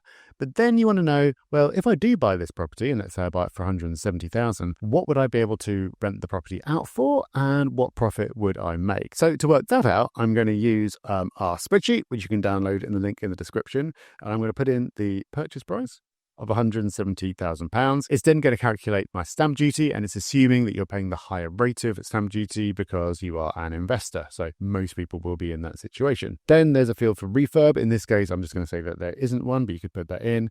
Fees is purchase fees, so your legals and if you're paying a mortgage broker. £2,000, maybe I've got that in there as a rough estimate. Furnishing depends, of course, if you're furnishing the property or not. For a property like this, I would assume that I'm probably going to be able to rent it unfurnished. Sometimes you get the choice, but normally the market dictates whether people want it to be furnished or not for the most part. So I'm just going to put in 0 here and assume I can get away with it unfurnished. Then we come down into some running costs. So when I was talking earlier about calculating your profit for the net yield and the ROI, that's the rent that comes in, taking off your costs. So you need to know what your costs are. As this is a flat, there may be ground rent and there will be a service charge. So hopefully somewhere in the description, yes, it will tell us it tells us 6 monthly, which is very helpful. So now I have to multiply by 2. So it's 540 plus 96, and you've got to multiply that by 2. So that's £1,272 per year. The spreadsheet wants it monthly, so that's 106. So we'll just pop that in there. It doesn't always have this on the listing. If it doesn't, then you might be able to find another very similar one and use that to get an estimate. And if that's got it listed, it's probably going to be close. Or failing that, you can just call up and ask. By the way, it's also got the lease length on here. It says that the lease has got 106 years remaining. I won't get sidetracked by leases now, but it is an important topic. All I'll say for now is that when it gets down to sort of like 90 or 80, it starts getting into the range of you're going to have to do something about this. Over 100 is fine with me because that gives me 10 years before I have to think about it. But that's just my simple way of looking at it. There's far more to it. So that was our service charge. There then may be insurance. If it's a house, you're normally going to be paying the insurance. If it's a flat, the insurance is normally covered in the service charge. So I'm just going to keep 0 here. Bills is just if you are paying the bill. So if it's a multi-let, you're renting out the property by the room, you're probably going to be paying the bills like the heating and the electricity and things like that. But in this case, I'm not going to be doing that. So I'm going to leave that at 0. And then you've got other. There are other expenses like your mortgage and repairs, but we'll come to those in a minute. Let's go in order and look at the rental income. So here, lettable units, again, is just like, are you renting out by the room? If so, there might be like 3 rooms. Each room is a lettable unit. But if you're just renting to one family or basically on a single contract, then it's 1 unit. So what is the rent that you can charge? So to work that out, I'm just going to do a Rightmove rental search and see what's on the market right now in this area. So here we've got 925, then we've got 2,100. So clearly this is a completely different type of property. That's going to be a lot more modern. That's a 1-bed, that's at 825. Then you've got a house, which is 1,100. I'm trying to find something as close as I can get. Maybe this is close, 950. So you can see I'm just going through really quickly. I'm just looking at things that are within a quarter of a mile, and I'm trying to look at things that are as close as I can find to the property in question. But even looking at a 1-bed and going, well, this is actually in the same development and this is a 1-bed and it's 85. Well, that kind of gives me some idea of where we're likely to be for a 2-bed. And even if I'm looking at a house rather than a flat, it still gives me some kind of idea of where this is pitched. And for the purposes of just putting a number in to move on with the video, I'm going to put in £925. So obviously you would do far more research into this. You can call local agents and try and get an idea. You would not want to be doing this in the same way as I have, but once you've done this a lot of times, deal analysis is a skill. It's one that you can develop, and you can get to a point where you can quite quickly pull out a number that is close enough to get on with your analysis. So here I'm just going to put in £925 per month. And then we come down to these assumptions here. So loan to value is how much are you borrowing? So we talked about this before. The typical maximum you can get, which most investors tend to be happy with, is 75%. So I'm putting that in and borrowing 3/4 of the money. The interest rate, let's put that as 5%. Again, maybe you've spoken to a broker and you've got a rough idea, but you just want to put something in that's going to be close. Then management is if you're having your property managed. So we'll talk about that later in the video, but are you going to manage it yourself or are you going to have someone else do it for you? If we're assuming that someone else is doing it for you, a fairly typical charge is 10% plus VAT. So I've put in 12% here. Then we get to the trickiest ones to estimate, which are repairs and voids. Voids meaning how many weeks per year is the property empty for? So repairs is a really tricky one because you just don't know.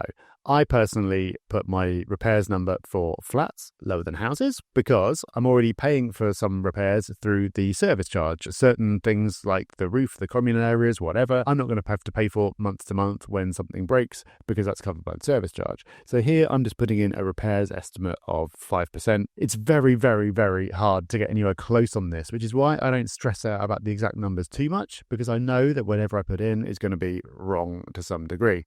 And then for voids, I'm going to keep this at 2 weeks because let's assume it looks like the type of property where you might get someone staying for at least 2 years. Maybe after those 2 years, it's empty for a month. And so divide that and go on an annual basis, that's 2 weeks.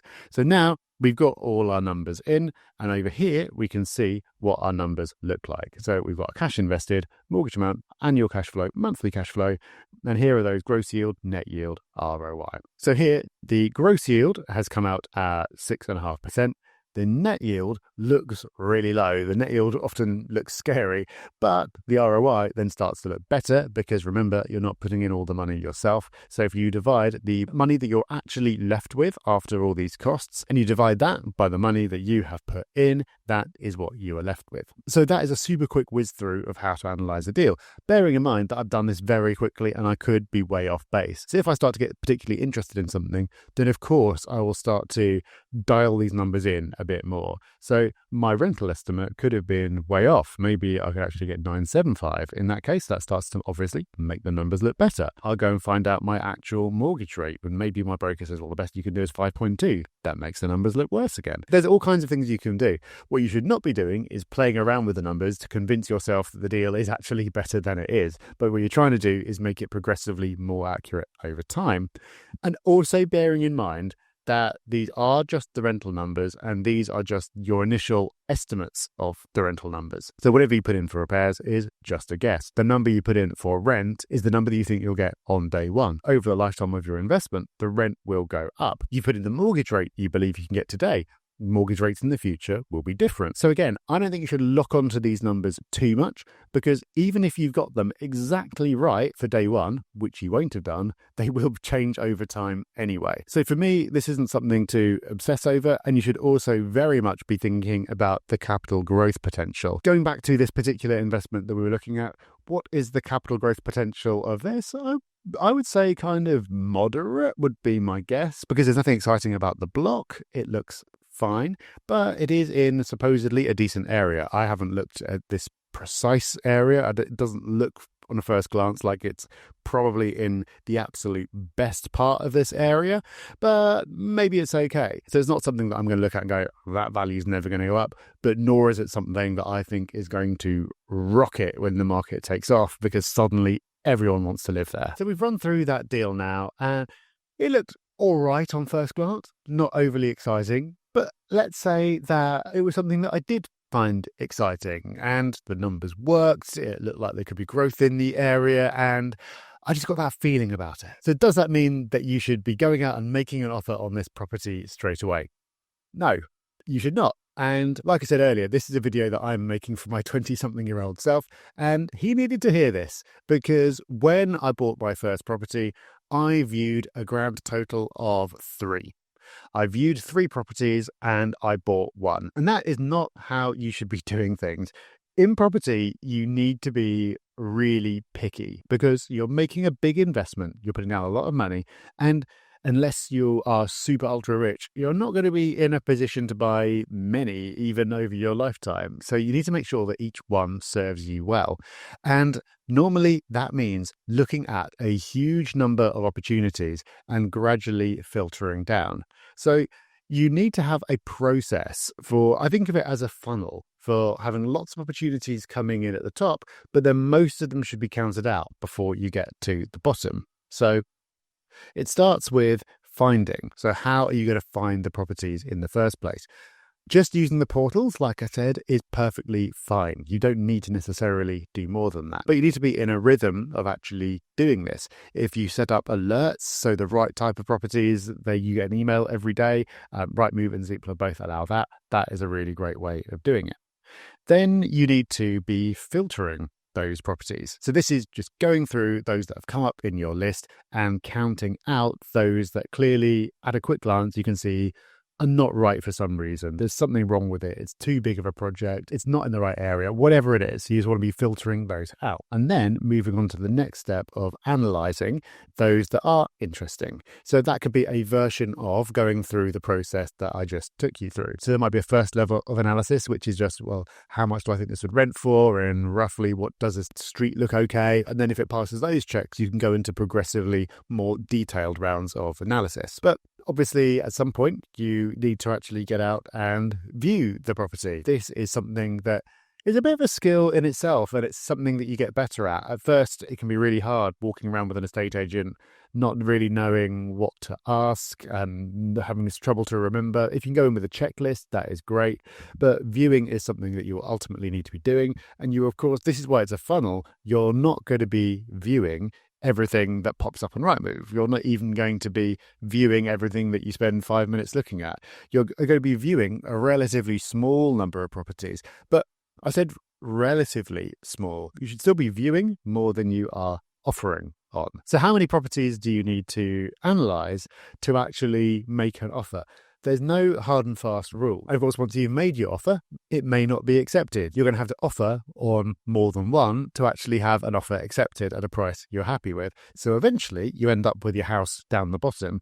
But that could easily be looking at hundreds, viewing 10, offering on 3 or 4, and having one of those agreed. So this is something that we do for clients. We've got a service called Property Hub Invest. What we do is a little bit different because we're not looking on the portals. We're only looking for properties that are off market. So we deal with developers. And because we've had relationships with these developers for many, many years, more than a decade in some cases, we have the ability to get deals at a discount. We pass that discount on to our buyers. Even though we're starting with not just any old rubbish that's on Rightmove, we've got deals that have a strong chance of being interesting because they're off market. They come to us through someone we know. Even though that's the case, our team actually tracks this, and depending on the year, it's 96 or 97% that get counted out somewhere during this funnel. So a lot of the time, they just don't pass the first filter. It's an area that we are not interested in for some reason, or clearly you can just tell by looking at it, it's not going to work. Then we go into and do some analysis. And here we might just go, the price that you want here, the price that we're willing to pay, there's no way we're ever going to get agreement on this. It's not going to work. Then a smaller number will go and actually view. And it does happen. Sometimes something will look great on paper. It might even look great on Street View. But when you go and see it, it's just like, oh, no, this location's not going to work. Or the spec that you've used is not good enough. Whatever it is, there's some reason why at the viewing stage it gets counted out. And then we'll make offers. And we make relatively aggressive offers, I would say, because getting a good deal for our client is what we're there for. The majority of the time, we'll make an offer and that offer will be refused. And that's how you end up with sort of like the 3-ish% that we end up doing business with. So if you're interested in having us do this for you, so you can just look at the 3% rather than the 100%, then there's a link to Property Hub Invest down in the description. You can see more about how we work, what we do. You can get in touch if you want to.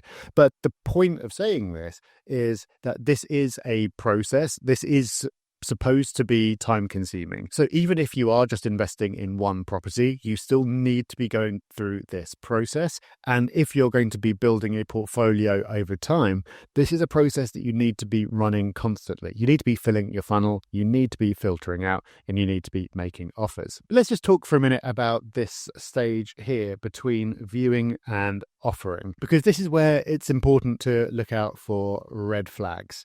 So there are certain things that you will be able to spot, or potentially be able to spot if you know what you're looking for, that can avoid you wasting a lot of time later in the process when we talk about the legal process you have to go through. So this is a short and definitely incomplete list of some red flags that you'll come across, which you can just whip through quickly now. So the first is a short lease. So for me, anything under 100 years, I would be struggling with because it's going to start to become a problem I'll need to deal with soon. But generally, anything under 80 is considered short. And so if it's shorter than that, there's going to be extra costs to extend the lease. And if that's something that you want to do as part of your model, that's fine. But if you're just looking for something easy, then that is something to look out for. You also want to look out for anything that is unmortgageable. So if you can't get a mortgage on it, that is going to be a problem. It may not be a problem for you if you're buying with cash, although I've already said why I don't believe you should be doing that. But you still want a future buyer to be able to get a mortgage when they buy it from you, because otherwise it's going to limit who you can sell the property to, and therefore you probably won't get a great price when you come to sell it. So there are lots of reasons why why something might be unmortgageable. One is the type of construction. So if it's what's called non-standard construction, like it's made out of concrete or wood or something like that, then this is something that lenders don't like. It could be because of the location. I don't mean like, oh, we don't like Sheffield. I mean, if it's above a pub, if it's next to a power plant, there's lots of reasons why lenders tend not to like particular locations. And you may find a lender that does like it. But again, really, remember we talked earlier about like the overall pool of lenders. You want to have as many options as you can because then you're going to get a better rate. Another location thing is ex-council high-rise. And the reason I bring all this up is a classic thing that you get with new investors, and I did this as well, is you'll find an area and then you'll go into Rightmove and you'll search by cheapest first because you want to see like, I want to get the best deal I possibly can, or maybe I don't have that much of a budget. And the ones that tend to come up first in that list are some of these ones that have problems. There's a reason why they're cheap. So you get the ones with the short leases and you get the ex-council high rises. I actually personally like ex-council properties for lots of reasons. I own some of them, but when you get the ones that are in like tower blocks, lenders tend not to like them. So modern high rises, so we sold a bunch of properties in Deansgate Square in Manchester, which is the tallest building in Manchester. Absolutely no issue getting mortgages there, but lenders just don't like ex-council high-rise. Other things, like if there are major structural problems that are not part of your plans to fix. So if you're planning on going in and doing a light refurb, putting in a new kitchen or something, that's fine. But if the property is also sloping like that, then that's going to be something you might not have factored into your plan. So you need to be looking out for the warning signs of that when you're going and doing your viewing. I've also put major refurb, and this is, but what I mean here is like unplanned refurbs. Again, if you were planning on going and putting in a new kitchen and bathroom, fine. But what if it turns out after you bought it that all the electrics are fried and you need to completely rewire the whole house? That is going to add to your budget substantially. So when you're going and doing your viewings, and this is why it's difficult to do it first, especially if you don't have any knowledge of this kind of thing, you need to be looking out for this kind of stuff. Know what you're getting yourself into. Some people like big projects, and big projects can be great because they put off casual buyers. But if that's not what you want, then this is not something you want to stumble into. And then finally, I've just put investors only. You'll see Rightmove listings, Zoopla listings that say investors only. You get ones that say attention investors, and that's just a marketing thing. That's okay. But if it says investors only or cash buyers only, that means that there's something up. And it could be something from this list. It could be something else.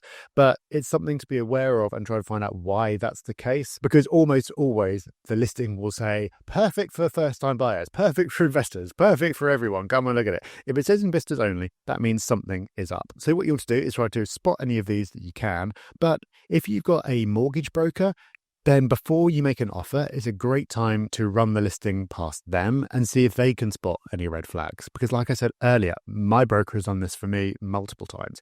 They are used to seeing so many deals that they might be able to spot something, or they might be able to say, I don't know, but just go and check this out. And a lot of the time, that'll save you wasting time further down the track. Ideally, you'd also do this with a solicitor. This is something that we do because we're dealing at scale, but in practice, I found that as an individual buyer, it's hard to get a solicitor to look at something, give it any attention before you've actually instructed them to act for you in the purchase. And in any case, they're probably not going to have all the legal information available at that stage. So that'd be great if you can. But normally, I would say just run this past a broker and get some degree of comfort before you make an offer. When it comes to actually making an offer, this is something that people, I think, tend to overthink. It doesn't really matter exactly how you do it. And everyone's got their own style for making offers. But if you want a video about this in the future, you can let us know and maybe we'll make one. But generally, I think the main thing is not getting tempted into going above your price. So by going through the process, you should have worked out the price that you're willing to pay. So you should know what is the property worth. And then if you want to get a discount from that, then you take that off. But that should be the maximum that you're going to pay. It's a matter of style as to how you get to that number. So you could go straight in and say, that's my number. Or you could start way, way below it and work your way up to it. You could start somewhere in the middle. Everyone's got their own way of doing things. I don't think it really matters. But all that matters is that you don't get what we call deal bias. So this is something that happens to everyone. It happens to us, even though it's what we do professionally. You fall in love with a deal, or you've been working on something for so long that you feel almost committed to it. And we have to challenge each other on this. And they're like, are we getting deal bias here? Are we trying to make something work that just isn't going to work? But it's really easy to do. So as long as you don't go above your number, how you get there doesn't particularly matter.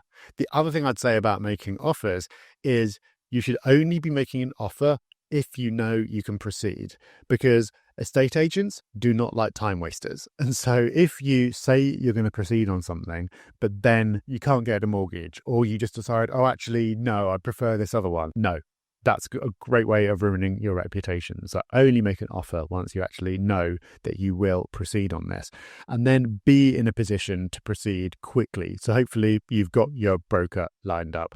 Hopefully you've got a solicitor lined up, but if not, you can find one quickly through the broker or through an agent or a recommendation or whatever, and get them instructed quickly and do your bit to keep things moving. Because from there, the super quick version of what happens once you've had an offer accepted is that the estate agent will ask you who your solicitor is. They will then write to you and your solicitor, and they'll write to the seller and their solicitor, putting down the basic facts like how much you've agreed to pay. And from there, the two solicitors will take up the process. They'll be requesting a load of information from the seller. They will be running local authority searches. They'll be doing all kinds of things. And this process will take ages, and it will be really annoying. And there's just nothing you can do about this. It's just how things are. The legal process is really slow. It's really annoying because you don't get all the information at the start. Sometimes things will come up in the process that you didn't know about, which will mean that you need to pull out of the deal, or you need to go back and renegotiate.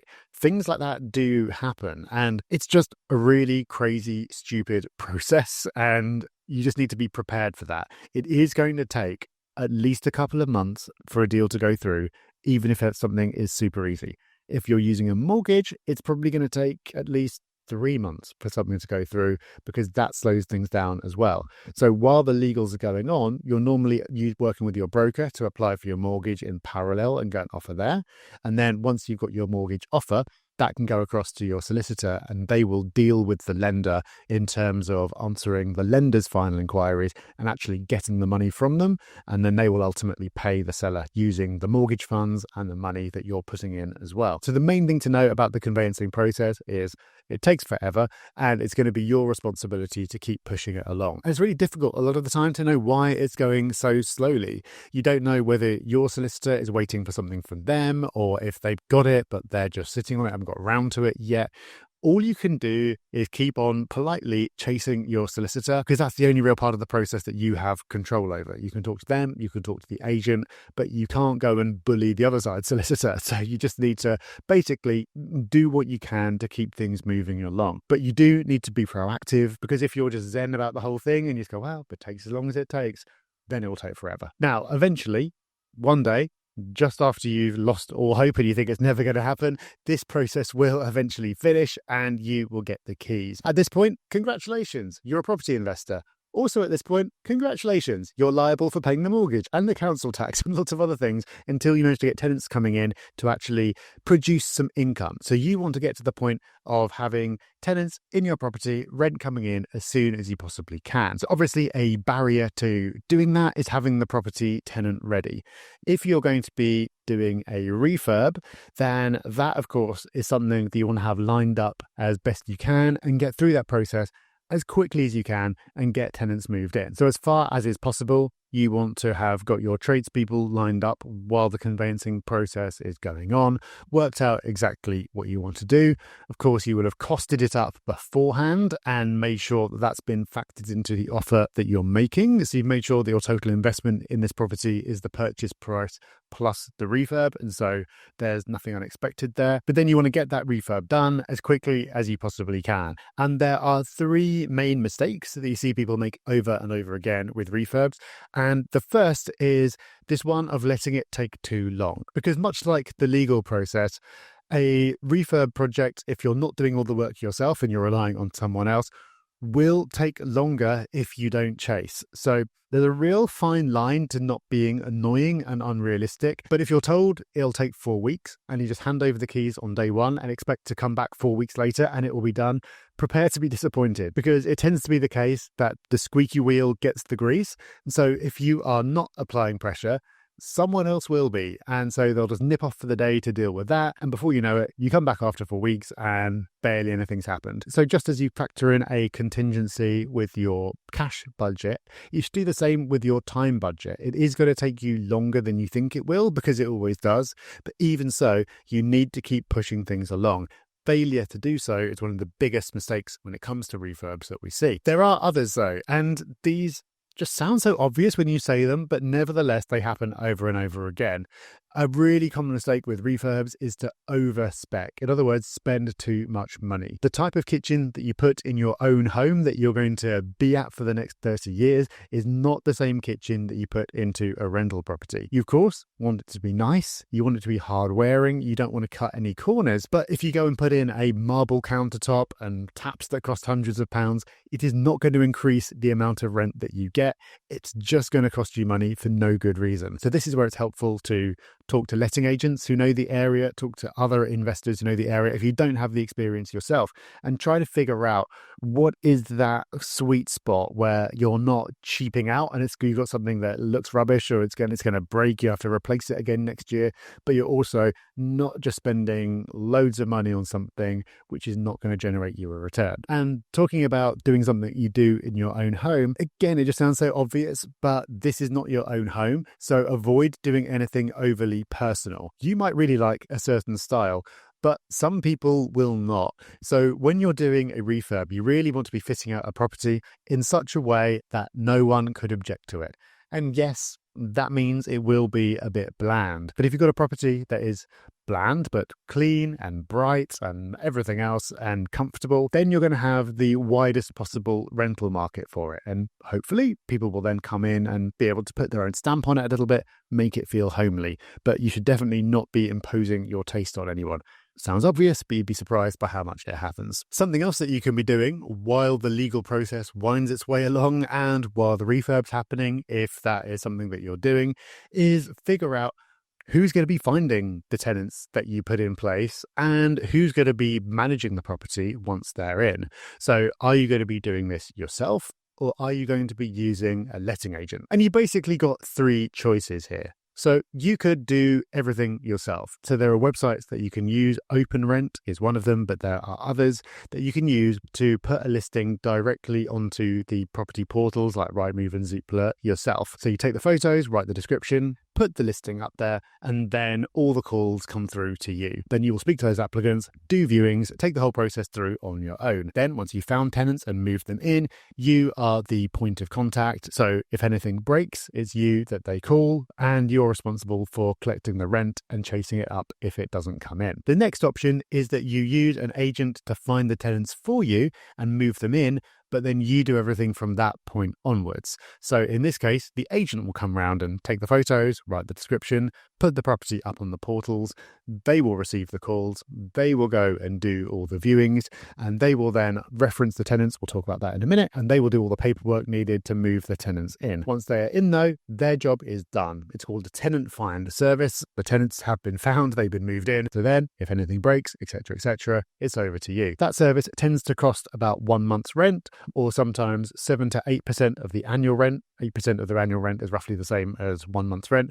It can be expressed in either way. You do see higher than that, especially in London. You can also see lower than that. You can sometimes get a fixed fee. So if you can get that and you can get a tenant fine for, say, £400, that's amazing. But generally speaking, that is roughly what you're looking at in terms of your costs. The next step up from that is full management. So this is where they find the tenant, move them in, etc. But from there on, the agent is the main point of contact. So in theory, you never have to do anything, because when something breaks, it's the agent that gets the call rather than you. They should also be coming in and inspecting the property regularly, normally every 6 months, and dealing with everything that needs to be done. In practice, agents aren't always the most proactive, and it'll often be the case that something will be reported and then and they will then come to you and say, what do you want us to do about this? But at the very least, it's not you that's getting the call. There's no right answer here about which service you should be opting for or whether you're just going to do everything on your own. It's not even necessarily dictated by location, because it is possible to fully manage a property on your own from hundreds of miles away, because really all it is a lot of the time is arranging tradespeople when needed, and you can do that from anywhere. When you're just starting out, I see people do things in a couple of different ways. And again, it all just comes down to personal preference.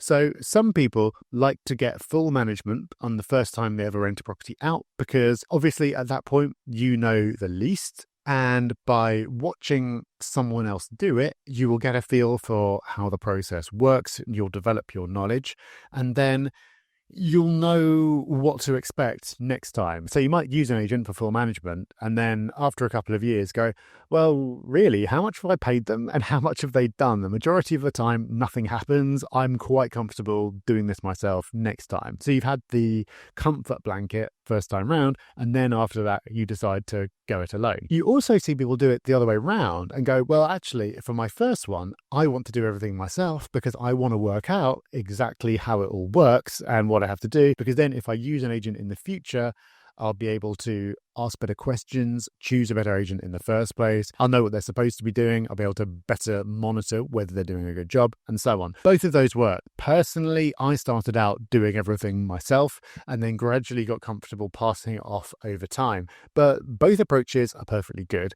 And whichever method you choose to start with, you still need to have a base knowledge personally of how the lettings process works, how the law around it works, because ultimately, even if you're using an agent, legally it's your responsibility. If something goes wrong, if your agent fails to issue a piece of paperwork to the tenant, which means that then you won't be able to get possession of your property back because the courts will reject your application to get the tenant out, and that is something that can happen. Even if that wasn't your fault, it's still your problem to deal with. So however you choose to have your property managed, there is no option for, I'm not interested in this at all, I want someone else to deal with it. You've got to at least know the basics. That doesn't have to mean you go and take a course or do anything crazy. I've written a book about this, which we can link down below. That's something you could read through relatively quickly and have an overview of like what's meant to happen at which stage. Or there's plenty of free information online. If you are going to be using an agent, the quality is unfortunately pretty variable. And if you don't have a lot of experience, it is hard to know who to trust, whether someone's going to do a good job. Some rules of thumb that tend to have worked for me in the past is if you can get a lettings specialist rather than someone who does sales and lettings, then that can be better, because it means that lettings is just what they do and it's not a second-class activity where all the people really want to be in sales. And if you can find a local specialist, maybe someone who only operates in your town, maybe they've only got one branch or a couple, again, as a very general rule, that can be better than the big chains, because the ideal scenario is you want an agency where it's someone local, they were managing their own properties, and then they started an agency to take on other people's as well, because they already had the processes in place. If you've got an agency like that where the owner is still involved, it tends to be that they take more care and they understand the local market better and they just do things properly. That is super broad brush, and I have dealt with corporates who are excellent and local agencies that are terrible. But I'm just trying to give you some kind of a steer, because it is really hard when this isn't something you've done before, and when it is a big decision, because they're going to be putting tenants into your property if that's what you've hired them to do. When it comes to referencing tenants specifically, I won't run you through that whole process now because this video's already been going on for so long that I now need to shave again. But I go into this in full in my book and in the free checklist that you can find in our toolkit linked below. I think just very quickly to summarize the key points is, of course, you've got to be doing referencing checks. It's super important. And in general, I just would not be taking any risks. Every time I've had something go wrong with tenants,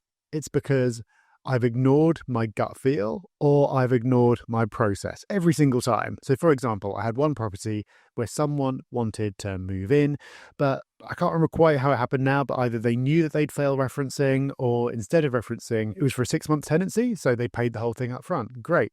But surprise, surprise, after 6 months, I never saw a penny in rent again, and they were not minded to move out at the end of the 6 months. So I had to go through a whole protracted court battle to get them to move out. In the end, it cost me a huge amount of money. So I used the upfront payment to get around the referencing, and that is just never a good idea. There can be reasons to take money upfront, but you should always be doing the referencing, and you should always be listening to your gut feel. If there are any sob stories, any excuses, call me heartless, but I just don't want to take the chance. And if you have bought the right property in the right area, you've done everything else correctly, then you shouldn't need to take any chances. That's why it's so important to get all the other steps right, because if you've done everything properly, then you should have people beating your door down. Like on average, there are something like 20 applicants for every property in the UK. So you should have so much demand that you can really cherry pick and take your pick. If you've only got one person who's interested, as I did this one time, then of course you're going to be more tempted to break your rules or bend your requirements a bit. You really don't want to do that. It never ever ends well. But hopefully you got through that. You have found tenants who you are excited about having move in. You feel good about them. You've done all the referencing. All is good. Then you need to get them moved in. Again, I won't take you through the whole process, but we do have a complete checklist as part of our toolkit that you can use to work your way through. And it's important that you do, because there are a lot of legal requirements, and this is not common sense stuff. This isn't something that you can just figure out. You need to specifically know that you need to do these things. And if you don't do them, then it can mean that you're not able to get the property back. You can't use the courts to ask the tenant to leave until you've rectified whatever it is that you did wrong. And even worse, you can be subject to a rent repayment order, which means if you haven't done certain things, the courts can order you to pay the tenant back their rent for the period of time that you were in breach. It's just not something you want to get into. This is why if an agent is going to be doing it on your behalf, you need to be confident that they know what they're doing, that their processes are robust. If you're going to be doing it yourself, you need to follow the checklist. You need to keep yourself informed. Nothing is that hard. There's just a lot of it, and it's not something that you would know about just off the top of your head. But finally, one day, this process will be over. You would have gone through all of it. Your tenants will move in. You will hand them the keys. You will receive the first month's rent, and you are done. Yes, of course, there will be issues to deal with. Things will come up. But if you're following this long-term buy-to-let model, then the vast majority of the work will be behind you. You've done it. Congratulations. But one thing that you will quickly notice when you get over the high of having your tenants in, hopefully they're really happy, you've got money in the bank, you're really happy, you'll notice after a while there's a bit of a come down. This is something I've seen with investors again and again. You get these high points, you get these pings of dopamine at different points, like having your offer accepted, like collecting the keys, like having your tenants move in. But after a month or 2 or 3, even if everything's going as normal, you'll notice that it singularly failed to change your life. Because in most cases, one property is not going to change your life, or at least it's not going to do it anytime soon. And this is why, looping back round to the start, understanding your goals is so important, and having a plan to get from that first property onto the next one, onto the next one. Or if one property is enough for you, then understanding where it's going to get you in time, and understanding that it's not going to do it on day one.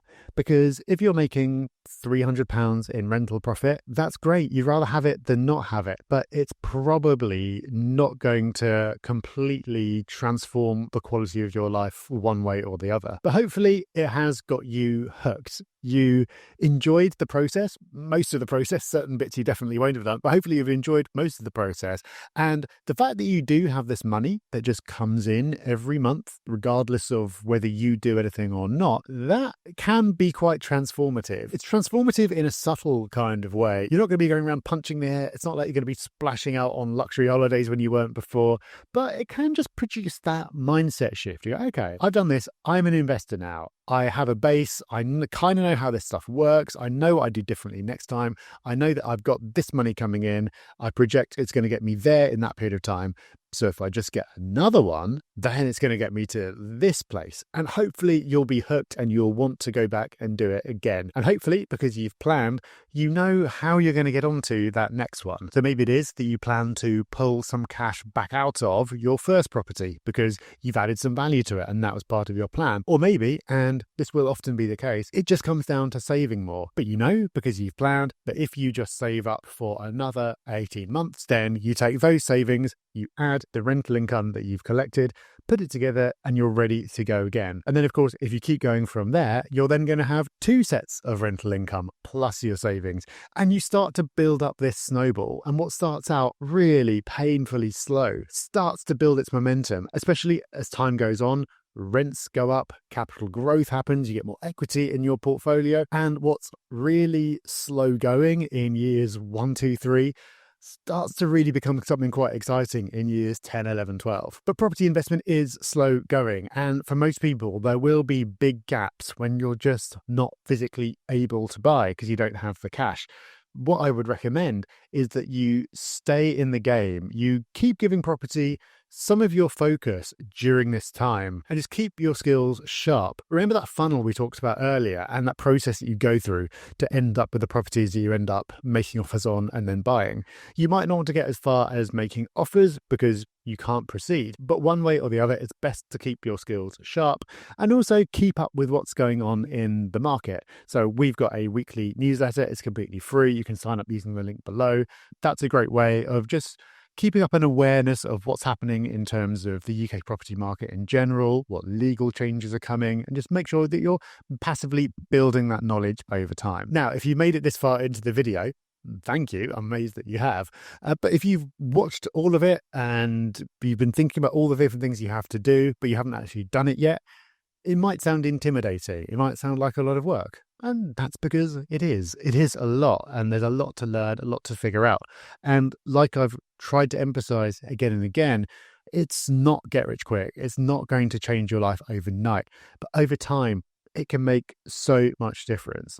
So I bought my first property over 15 years ago, and I still own it today. And when I first bought it, like I say, financially, it didn't make that much difference, but it did get me into the mindset. It got me excited. It made me want to do more.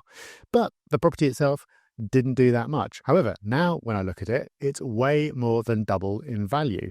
And remember, because I use leverage, remember what we talked about earlier, that means that the effect on my investment, the money that I put in, has been even greater. So I've had a way more than 400% return on my money, the cash I put in, even though the property growth hasn't been anything like that number. I've also had rent coming in pretty much every month for all those years. And the rent has, of course, gone up significantly over that time. So if you counted up the capital growth and the rental income over all those years, it would be hundreds of thousands of pounds. I don't know how much it is, but I do know it will have been a lot. Also, because the property has had so much growth, at some point I was able to pull some money back out. I was able to refinance for a higher amount. I was able to extend my mortgage, take some money out, and use that to buy another property. So from that first property came not just the growth, not just the rental income, but also the funds that I needed to go on and buy another one. And despite taking the extra money out, again, because the property has had so much growth over time, a time when the property market has not done particularly well. It hasn't been a great time for property. There hasn't been a boom. But despite that, just because of the natural growth every single year, even though I've taken more money out of the property, the loan to value, the proportion that I borrowed as a proportion of the property's value, is still significantly lower than it was when I took out the mortgage in the first place, and is just getting lower all the time. So property does take effort. It is a long game, but this one investment has done so much for me over all this time because so much time has been passed. So looking back after 15 years, all these amazing things have happened. It's done all these great things for me just because I put that effort in once all those years ago. Right, so now finally you should have everything you need to start investing in UK property, and hopefully you're feeling not too overwhelmed and a lot more confident. You understand what you need to do, and do go get the checklist for this video. It's in the description. That's something you can go back and use to work your way through, because there is a lot, but none of it is that hard. So it really is just working your way through the process. But as I mentioned earlier in the video, one of the most important steps here is feeling comfortable with figures and getting familiar with analysing property deals. So check out this video next, where I take you in detail through the exact process that I use, and you can too.